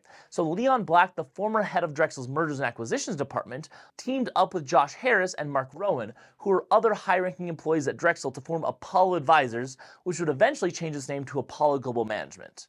And despite Michael Milken being in jail and these 3 guys being some of his right-hand men, their reputations as savvy investors managed to survive the controversy. And they brought in $400 million for their first investment fund. Even with this substantial war chest at their disposal. Dude, $400 million for your first investment fund, you got a lot of pull. And guys, this is back like in the 90s, I think. So you're talking about crap ton of money in order to do these things. And so you might even have a job in which your pension goes through these people and you have no idea. Like I know you're a business owner, but like in the 9 to 5 life, you know, like a lot of the times you get just like you get like a packet and they say, oh, well, here's your retirement packet, your 401k, and this is what you're invested in. That's managed by some random company you've never heard of. I think T Rowe is like one of the companies I've worked with. Sometimes it's Fidelity or something like that. That's a little more mainstream. So like the companies don't even know really the company that's managing that or what they're doing with the money. They're just like, well, they just provide a service. And you're talking about companies that have like 10,000 plus people. Those people have their money within these giant private equity firms that are able to trade your money and move the market. Right. So, you know, when you think about it, it's kind of weird because when we think about Leon Black, you just look at him and you're like, oh, well, he's just an investor. But then you start seeing the connection between him and Epstein between like 2012 and 2017, where, you know, he paid Jeffrey Epstein basically $150 million for tax and financial planning advice. Oh, $150 million. Well, that's just a little treat, you know. That's just you know, Epstein's the smartest person ever, even though he didn't make any of his money. He was given it by Les Wexner, and he knows all these things. It's like that clip we played that we got in trouble for playing. Won't even talk about it. Oh yeah, where it's like school teacher turned billionaire, and it's like, well, how does that MTV happen? Cribs, right? And it's not really because of his business acumen. It's because of the other services that he provides. Right. Exactly. And then you think about it, like he gave him that money after he was convicted in 2008. Right. Can you believe the like right after you can't he's well like, so he's like, you just got charged, we gotta give you some money. Yeah. And it's like, well, so in 2008 you've got the situation where he gets convicted. You're talking 4 years later. He has all the data and information to know who this man is, and he still does business with him. Oh yeah. So make it make sense. So then you think about it and you're like, okay, well, what else happened? And it only started becoming public in 2021. And investors started reacting, and Apollo launched a review. And then basically Leon had to step down as CEO. But that's after like 3 decades worth of influence. Right. Okay. Now, he was not criminally charged. And I think there was something about like a $68 million like settlement that they did. Like, it's just insane to me that like you could be caught red-handed and all you got to do is settle. Yep. And you've got the money to settle. So that's what you do. But Andrew, can you pull up the other clip that talks about some of the things that he does and who he is? Because it goes at that 2 minute and 37-second mark. Just understand, guys, he's dark. It's disgusting. And you're going to want to see this. Okay, let's go ahead and watch this. Well, if it's the name, it's Black. You know, it's very dark. Very dark. So like that's the connection. Anyways, Leon Black is married and has 4 children. One of those children is a son named Ben Black. Ben Black runs investment funds, and he was recently appointed by Donald Trump. Literally just a few weeks ago, he was appointed to run the U.S. International Development Finance Corporation, which invests in infrastructure, healthcare, and food security. And when I tell you he was appointed weeks ago, he was appointed this month, October 2025. So Leon Black met Jeffrey back in 1996, and the two would maintain a friendship for over 20 years. A year after meeting in 1997, Leon Black would make Jeffrey the main trustee of his and his wife Deborah's foundation. The wealthy just love their self-named foundations, and they just really loved making Jeffrey in charge of them. Very strange. So for years, Leon was a client of Jeffrey's. Jeffrey did consulting work and tax mitigation strategies for Leon, as he did for many other clients. And over the years, Leon Black paid him around $160 million for the work that he did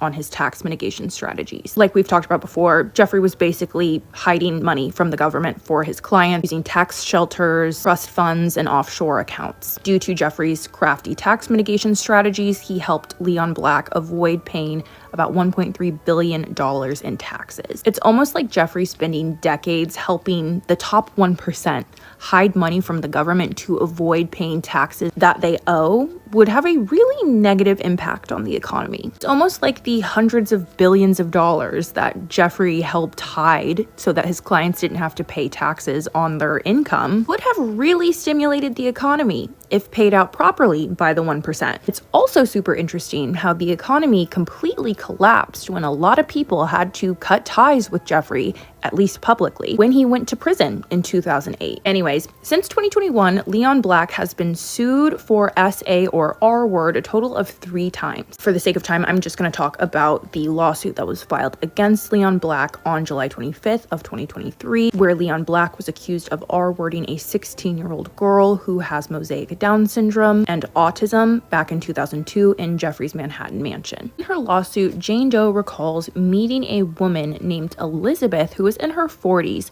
when she was around 15 years old, as Elizabeth was teaching a cheerleading program for youth in her county. And Jane Doe recalls meeting Elizabeth back in 2001. And I don't know if this person's real name is Elizabeth or that's just an alias they're identifying her as, but according to Jane Doe, Elizabeth took a very special interest in Jane Doe, and Elizabeth would spend the next year procuring Jane Doe for Jeffrey and Ghislaine. According to the lawsuit, Elizabeth showed Jane Doe a lot of attention and became very close with Jane Doe's parents. As Elizabeth and Jane Doe spent more time together and Elizabeth was able to build trust up with Jane Doe's parents, Elizabeth convinced Jane Doe's parents to allow Jane Doe to sleep over at her home and travel with her to cheerleading related events. Ultimately, according to the lawsuit, those sleepovers were just an opportunity for Elizabeth to isolate and procure Jane Doe, and those trips were opportunities for Elizabeth to take Jane Doe to different properties owned by Jeffrey so that she could be harmed.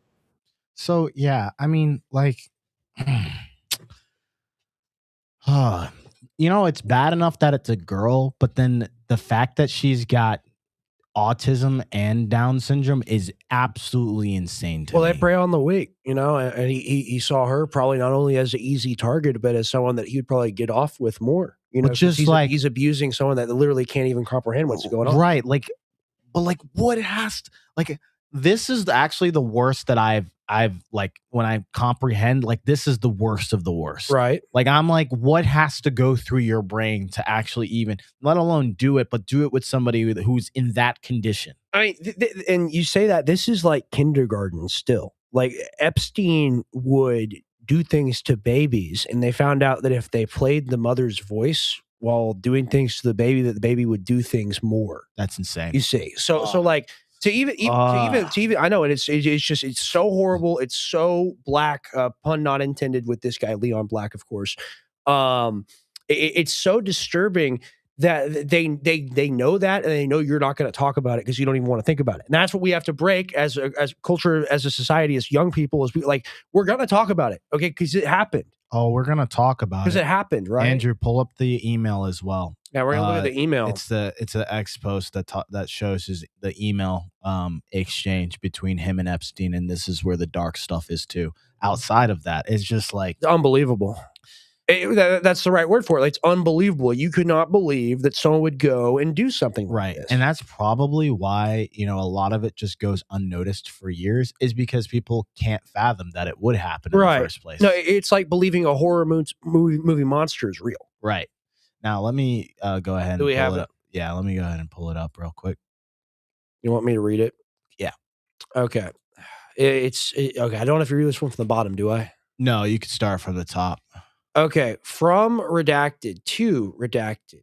Subject notes, trafficking, Leon Black call with someone, Esquire lawyer. May 6, 2023, call with Leanne Christensen, Wigdor LLP, legal firm, licensed legal practice. Leon Black, Wall Street person, 72 or 71 years old now, founded one of the largest private equity global funds that exists today that's publicly traded.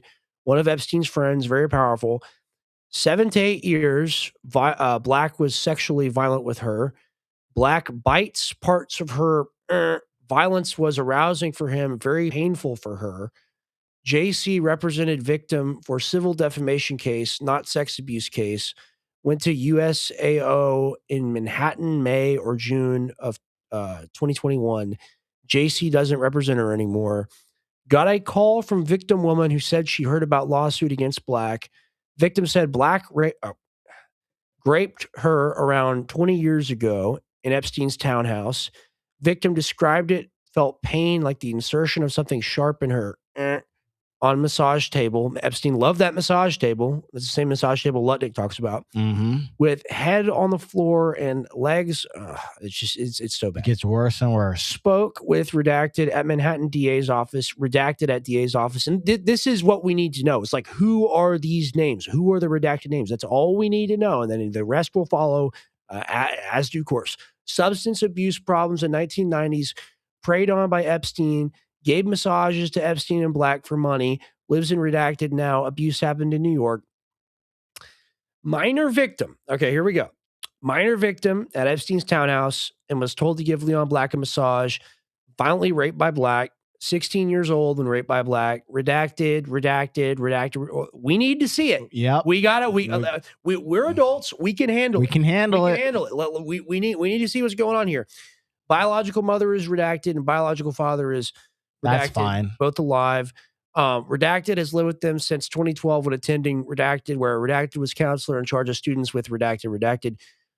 Black used adult toys in victims blank and blank. Victim felt severe pinching in her blank and began bleeding from her blank. Black and others at Epstein's house would not take her to doctor and instead flew her out of New York the next day. Victim did not go back to New York after that. Next 2 years, it was in Palm Beach or Virgin Islands. Ooh, man. I mean, and this guy's not been punished, has he? No. He's totally fine. He's just all chilling. He did was step down. He got a slap on the wrist with some fines and, free as a bird. Electric chair. Free as a bird. Electric chair time. Mm-hmm. And here's the thing. It's not extreme to ask for that. What's extreme is doing this stuff. Okay? Dude, imagine let's say this goes to trial, right? Uh-huh. You're a lawyer. Right. You have to defend this man. What goes through your mind? Shuffling, tap dance, something, rich old person defending another rich old person. That's the only way it flies or works. No one's going to take that case except for someone that's going to want a lot of money. Well, that's what ended up happening. Yeah. These people will hire lawyers to protect them.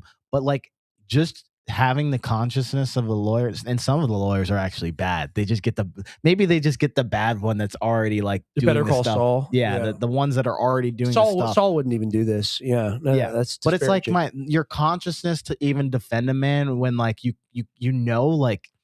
as the prosecutor, or I'm sorry, the defendant who's defending your person of interest here, right? That there's an inkling that they actually did it, and they probably did do it. But then you have to go and gaslight the jury to basically say, well, there's hearsay and plausible deniability, and and it's like, what? Being a lawyer, it's a very dark profession, okay? Because like whatever it is, you're either taking money from a group of people, what you're sending someone to jail or defending someone, keeping them out of jail. They should be in jail, whatever. Like you're an advocate, right? You can be the devil's advocate. That's the job of the lawyer ultimately.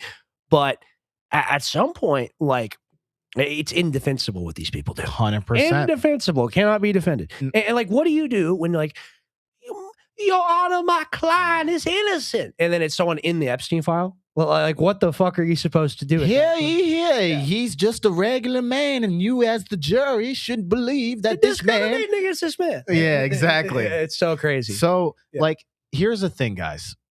Why is this important for you guys to know? And why do you even need to know about the Apollo group? We've kind of hinted at the things about like, okay, well, they have like, he's the guy who makes the decisions. He's the one who's founded the corporation. He has the majority shares. Actually, they never even talked about, just because a person steps down doesn't mean they don't have stocks still within that company to still make decisions. Oh yeah. So I don't really know. I have to look more into that. Well, I mean, if Trump has just appointed his son to run something, I assume he's still pretty well politically and financially connected. Right? Oh yeah, 100%. And we'll get to hit this guy's son, right? But if you think about it, why this matters is because private equity firms like Apollo, they influence the real world outcomes. So you're looking at it like, okay, when they buy a company, workers can lose jobs. They can have debt increases. They can serve. The services can change. Your healthcare systems can be restructured, and prices can shift. Now, the way that Apollo used to operate, and still does, is they go in and they buy distressed companies that are either hit bankruptcy or near bankruptcy. Okay. And at that point, they go in, they infuse it, they make the company really big, but they also make it really big by cutting a lot of heads and cutting a lot of jobs. You fired. Exactly. So, like, think about this, Rex. Right. These corporations and the private equities that control the corporations that actually make the decisions on, okay, we just need to cut costs. They do not look at who is in this position or who's in that position, what family member is associated with that person, what's the impact to their life. They're like, we just got to make the shareholders happy. Bottom Let's line. just cut. So, if you think about this, guys, we sit here, we talk about Pablo, and we talk about Enrique. Raj and Enrique and all the immigrants, and we talk about like, okay, well, these people are taking our jobs. They're invading and they're taking the jobs that we want. But really, just think critically here, guys. There's not enough jobs to begin with in which they're cutting heads. The number one reason why there's job loss is a recession. Right. Bar none. You guys can go look up the stats. It's not an immigrant that would take your job. It's literally when they have to lay off, and that comes from people making decisions that don't have. How do you make a company more profitable when the economy is doing bad and XYZ and the shareholders and the people at the top, the CEOs, still needs to make money? Well, you fire people, you automate things, and bing, bang, boom, you got your solution. And how often do we sit here and actually blame the corporation on a mass level in terms of even on X, man? Like, I don't see enough people criticizing, like, okay, we talk about like the H-1B coming in and taking the Amazon job, whatever. Dude, that might be like 1,000 people here or there. That doesn't compare to the 45,000 people they have to cut across the board in all of these positions because they want to clear house. And bringing it back to Apollo, they are designed in order to maximize profits. So they do not care about you as the American person. Right. So at the end of the day, we should be pointing to the people that operate in the shadows that actually decide whether or not there's enough jobs in the market and who gets hired. I rest my case with that. What do you think? Phenomenal. I mean, ultimately, you point at it and you go like, why is it so inhuman in America? Why do people lose so many jobs? Why do companies operate this way? Well, it's because people at the top, they're not human. They do not care about you or your life. And if you had an autistic 16-year-old daughter, they would grape her. Exactly. And you just have to think about it this way as well. As long as they can just point to an immigrant, or they can point to some other group, then they get to just live life and not face any consequences. And it's very much so, like, people get angry and galvanized, and it becomes a decisive nature to where you can't even tell what's right from wrong, what's the truth. Because also, keep in mind, these people own media too.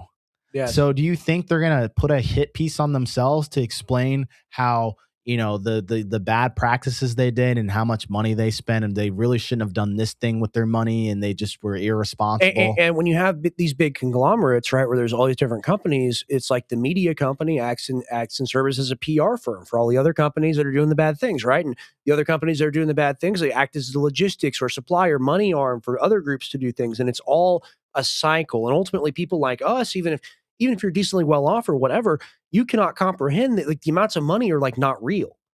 It's digits on a screen. Yeah. And they don't care. It's just all about the margins itself. And at the end of the day, when you look at the whole situation, you and I can't see within the decisions themselves at the higher levels of, like, how they have, it's the spreadsheets and how they have to calculate these things. And it's just sad, man. Like, there was a point at which, like, every single point in time in history, there's a point where, like, okay, you could blame the immigrants. Let's blame the Italians. Let's blame the Irish. They're the reasons for these particular things. And it's the same cycle. There's something bigger happening behind the shadows. And that's why I come on this show and I show you guys these things, because you want to talk about the Epstein files. You need to talk about the decision makers. Okay. Now let's talk about his son. Show his photo for us, please. The son of this Benjamin. This guy is still in political power, by the way. Got more. He got appointed in October of 2025. Okay. His name is Benjamin Black. He's a senior economic policy role. He basically served in the senior economic policy roles during the Trump administration, and these positions sit inside of the executive branch, and they help shape federal economic strategy. And that's very important for you guys to know, because senior economic advisors in the White House, they influence regulatory things. They coordinate with the Treasury and the financial agencies, and they help shape tax and financial policy, and they contribute to decisions on investment and development in finance. That's British elite blood if I've ever seen it. I could see it in the face. No, 100%. I could see it in the face. 100%. Right? And they don't pass laws, but they operate inside of the room where the economic decision was and the direction was formed. So every time they're like, well, we need to bail out the banks, or we need to, I mean, you're talking about the Fed. There's a little nuances here, but, like, let's say the Fed decides, like, we've got to spend money on this thing. You've got guys like this whose dad did these things, and he's making the decision of what needs to be best for America. Right. Right. So these are who rules us. These are our owners. They own you. Yes. Right. So here's the conflict of interest, right? You've got a father that's controlling hundreds of billions in private capital, and then you've got the son that's operating inside the economics, the federal economics, that's helping form the policy making. Right. And that doesn't automatically mean wrongdoing, but it shows how the private capital and the federal marry each other. And if you don't think that this guy doesn't know the other people who didn't get fired from the group, Apollo group, then you're surely wrong. Like, this guy, his dad is the top, like, guy who invented Apollo Group itself. So he's well connected throughout all the things and still has the contacts. He knows it all. He knows everything. You think him and his dad don't have conversations, about, oh, well, they caught me with the 16. I gotta get out of here. I gotta resign. Well, we're gonna take care of your capital. We're gonna take care of your money. It's not a problem. Like, he's happy to work for his father in the system. And just think about it. How does this guy get appointed? I met your father, he got caught up in that, but we're going to give you a job. Exactly. Yeah. So this is just the whole nepotism, family favors, and Leon and Trump have to have ties. And how are they connected? You could say a bunch of other things, but really, how much you want to bet they were at the similar parties doing the same things? Well, there's a strong probability, at least. Right? And so the conversations, this is how it works in business, guys.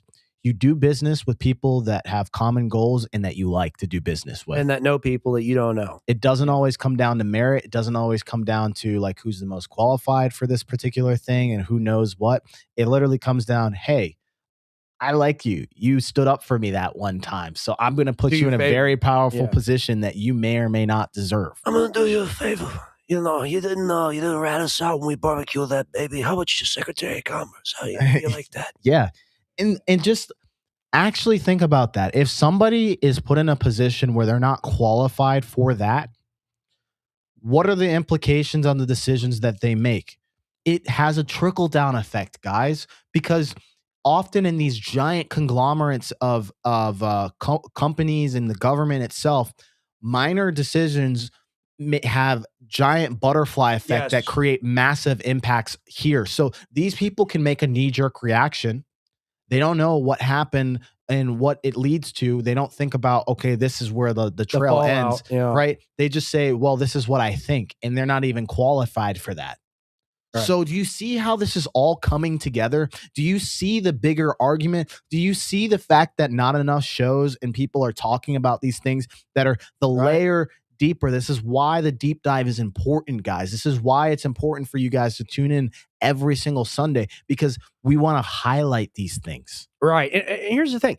Why isn't this guy in front of the House Judiciary Committee, the House Oversight Committee? Why isn't Leon Black in front of the House Judiciary, the House Oversight Committee? Why aren't any of these people, Lex Wessner, why are they not being questioned? They want to throw out Pam Bondi. They want to have her do some sound bites, have people talk about it, whatever. Ultimately, we, the people, demand that these people answer questions about their activities. And that's not an extreme thing to ask for. It's a very basic thing to ask for. It's nothing where it's like, no, maybe if we ask nice enough, maybe they'll do it. It's like, we demand this happen now. There are 350 million of us, and there are only a couple hundred of you. And we would like for you to appear in front of Congress, in front of the people.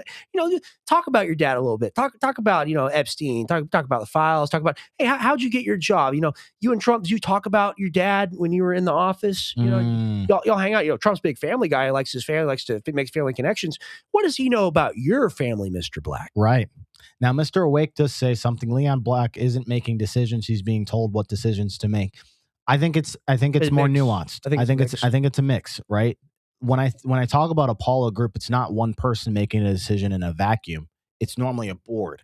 It's normally a group of decisions, like it's a board of directors. When I'm doing business with my co-founders, investors, those types of things, I'm not making unilateral decisions. But here's the important part that you do need to know. If you are at a higher seat and you are important, your voice carries weight. Just suggestion alone has a psychological impact in which it makes you make decisions you thought that were your own. So, for example, super far off, but when Bush went to go invade Afghanistan, or was it Iraq? I'm sorry, I get these things confused sometimes. He had people that didn't pull the trigger as far as making the decision, but he had the guy that was there was like, well, they have weapons of mass destruction. You need to go in there and you need to make these decisions. His voice carried weight, and Bush talks about how those things stuck with him when he made those decisions. Right. So that's the thing that you need to pay attention to. You don't got to be the guy that fully pulls the trigger. You just got to lead him to where it is. And it's all one big club in which all those people, where all those people gather together and they decide collectively, this is the way that the world needs to go. Yes, 110%. That is the end of this particular deep dive. It's not really much of a deep dive. It's a mini deep dive. Well, but here's the thing. We got to give you your flowers. You've gotten so good at doing this. You carried the show today. I've said maybe half of the things or a third of the things today. You killed it, man. And the delivery, the intelligence on the delivery. People talked about it at the beginning. We started doing the deep dives. We're figuring out we're in StreamYard. We're fighting over the keys, trying to make things work. People are like, we want more XYZ. Well, we're giving you more now. We're giving you more now. And this is the hard-hitting reporting that makes this show different compared to other shows. And this is what we're going to bring to InfoWars on Friday. Yeah, so man, I'm excited. If you're watching this right now and you're excited about this, you're interested in it, you're angry, whatever. If this elicits a strong emotion in you, that's a good thing because it elicits a strong emotion in us. Whenever we go through this information, we are shocked and appalled at the level and the scale of the fraud and abuse, right? And on InfoWars on Friday, we're going to be talking to Simon Dixon, one of the leading people exposing like global transnational capital interests and really how the money works, how it flows, how these companies really control everything, like you say, how it really is all corporations doing it. And we're going to do a deep dive. So you got to be there. 100%. That's Friday. And it's Friday. And also, I don't normally address comments, but Mr. Wick also says another point. Don't compare business to global governance. I will address that. Here's the thing. There's analogies. They're important. Yes. Okay? There's things that happen in business that are unilaterally the same no matter what scale. One scales up, one scales down. It's all the same, right? What's that noise? Andrew, you got something playing in the background here. Sorry about that. What is that? Where's that coming from? Is that us? Yeah, I'm just gonna start hitting X on a bunch of stuff. This is bothering me. Oh, okay. Massey. Oh, we totally forgot. Yeah, we got Massey bombed. We had a Massey clip. We'll play that later on the show. We'll do that on another show. But okay. Yeah, sorry about that. Yeah. Sorry, it totally threw me off. Sorry about that. But basically, the whole thing is you just need to understand the psychology and how those things work, and everything's transferable. And by the way, I don't talk about a lot of these things, but I also deal with a lot of people who deal with people at a high level, and they also have these conversations. So these are things that people may not know how the world works, and this is what the show is about. So you can either like it, you can hate it. Power is power. This is the reality of the situation. Right. And we're talking about power. We're talking about the real interest behind things. That's what the gray area is all about. We're trying to find the truth in the middle. And that also means, what's been hidden from us from these very powerful people. Yeah. So great show tonight. And for people who don't know who we are, I'm sure there's new people that are in here. Mm-hmm. We are not a bipartisan show by any means. We don't push hateful rhetoric. We're not a partisan show. We're not a partisan. Sorry. No, you're good. We're bipartisan. Yeah, exactly. You're right. We're very much so just trying to discern what's right from wrong. And the only way you can do that is understanding facts and what are things that are below the surface of whatever the news is being spilled out to. And the reason why we talk about this particular issue, why we're going to keep talking about this particular issue, is because everything else is downstream of this, right? And this is where all the money, power, and influence comes from, right? So I'm sorry if it's boring. I don't think it's boring. I think it's quite interesting. No. And you know what? You can go on a different person's show. You go watch Candace. She'll lead you down the fork. Soap opera. She'll give you soap opera. Yeah, but they won't tell you the connection that actually happens, that actually impacts your life. Because that's actually my primary mission, is to not just wake people up. People, you got to wake up. There's pedophiles. It's okay, how are these things connected? Because something has an indirect relationship, and we're all focusing on the wrong thing. My whole point is to focus you on where it actually is happening and where the divisions happen. Well, I just had a thought that occurred to me, right? One of the conspiracy theories is they have the cure for cancer, but if they cured cancer, they would lose a bunch of money, and you can make more money treating something than curing it, blah, blah, blah. I think the same is true of media. Right. I think a lot of these people, they don't actually want solutions. They just want something else to talk about, the next day, the next soap opera, and you name it. There's more money in treating something than actually providing a solution to it. We're about solutions here on the Gray Area. Yes, we are. And we do this every Thursday. We do this every, let me throw this up here. We do some shout outs here. Great show. First time watching it. First time watcher. Keep up the great work. We appreciate you. If you guys want more of this, you can follow us at Gray Area Talks. If you're watching on X, it's right there on Rex's profile. Yeah, please go ahead and give that a follow. Yeah, give Truism Tim a follow. Follow Truism Tim on X. Seriously, putting in the real hard hours, real hard work to make this work and to provide the deep dives. And I know I've gotten value out of it. I know you probably have too. Give him a follow. Follow Truism Tim on X, and follow Gray Area Talks on X as well. When you follow these accounts that aren't mine, but we're connected to the show and everything, you help us build reputation. You help us get the guests we want on the show. You help us do powerful broadcasts. And it's really the viewers and listeners supporting the show that make the show possible. It does. And at the end of the day, it doesn't matter what platform you're watching on. Anything helps in terms of whether you're on YouTube, go ahead and hit that subscribe button. Go ahead Very and comment. simple. Let us know what you think. 100%. Yeah. And if you're on Rumble, same thing. You know, I realize there's no Rumble chats that have been popping up. Maybe I'm going to check after Usually this whether there this are, streams. But anyways, I digress. The whole thing is that, like, if you want something different, here's your solution. Yes. We are someone who actually genuinely cares about you guys out there. Right. We're not very interested in just clip farming. Do you know I could sell my soul right now?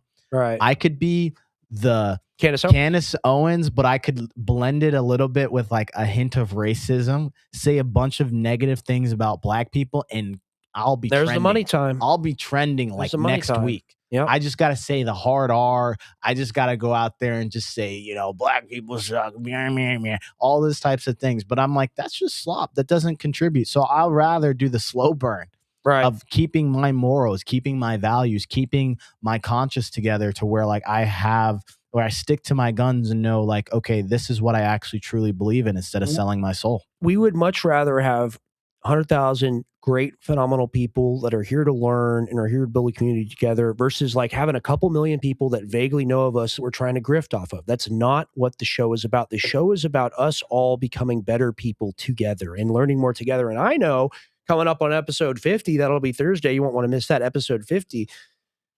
I know I've grown a lot. I know you probably have grown a lot too. We want to thank people that have been there from the beginning as well. It's awesome that new people are joining, and we encourage new people to subscribe, to check us out, to follow Truism Tim and Gray Area Talks on X, but also to the people that have been here since the beginning. Thank you so much. Look at that dog cam. He's sleeping right now. Mr. Ruth's Somebody asleep. Asked for the dog cam. I had to turn it on real quick. Yeah, he's asleep. Rupert. He's been spending a lot of time on the couch.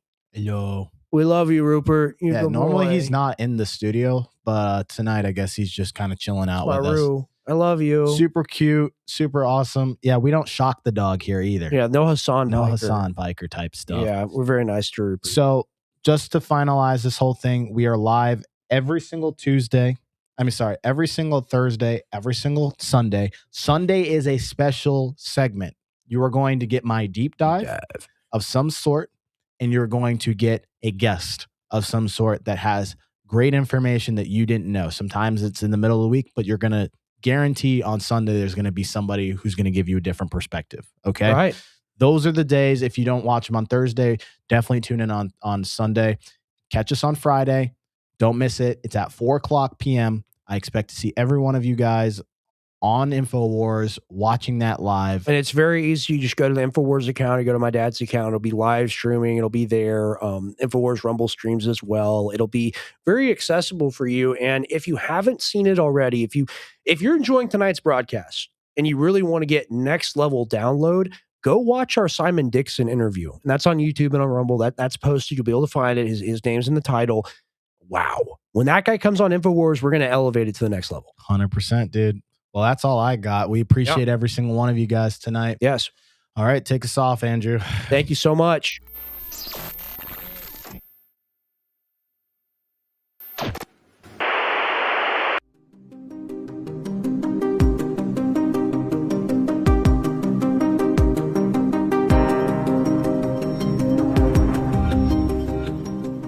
Modern life has left us out of balance.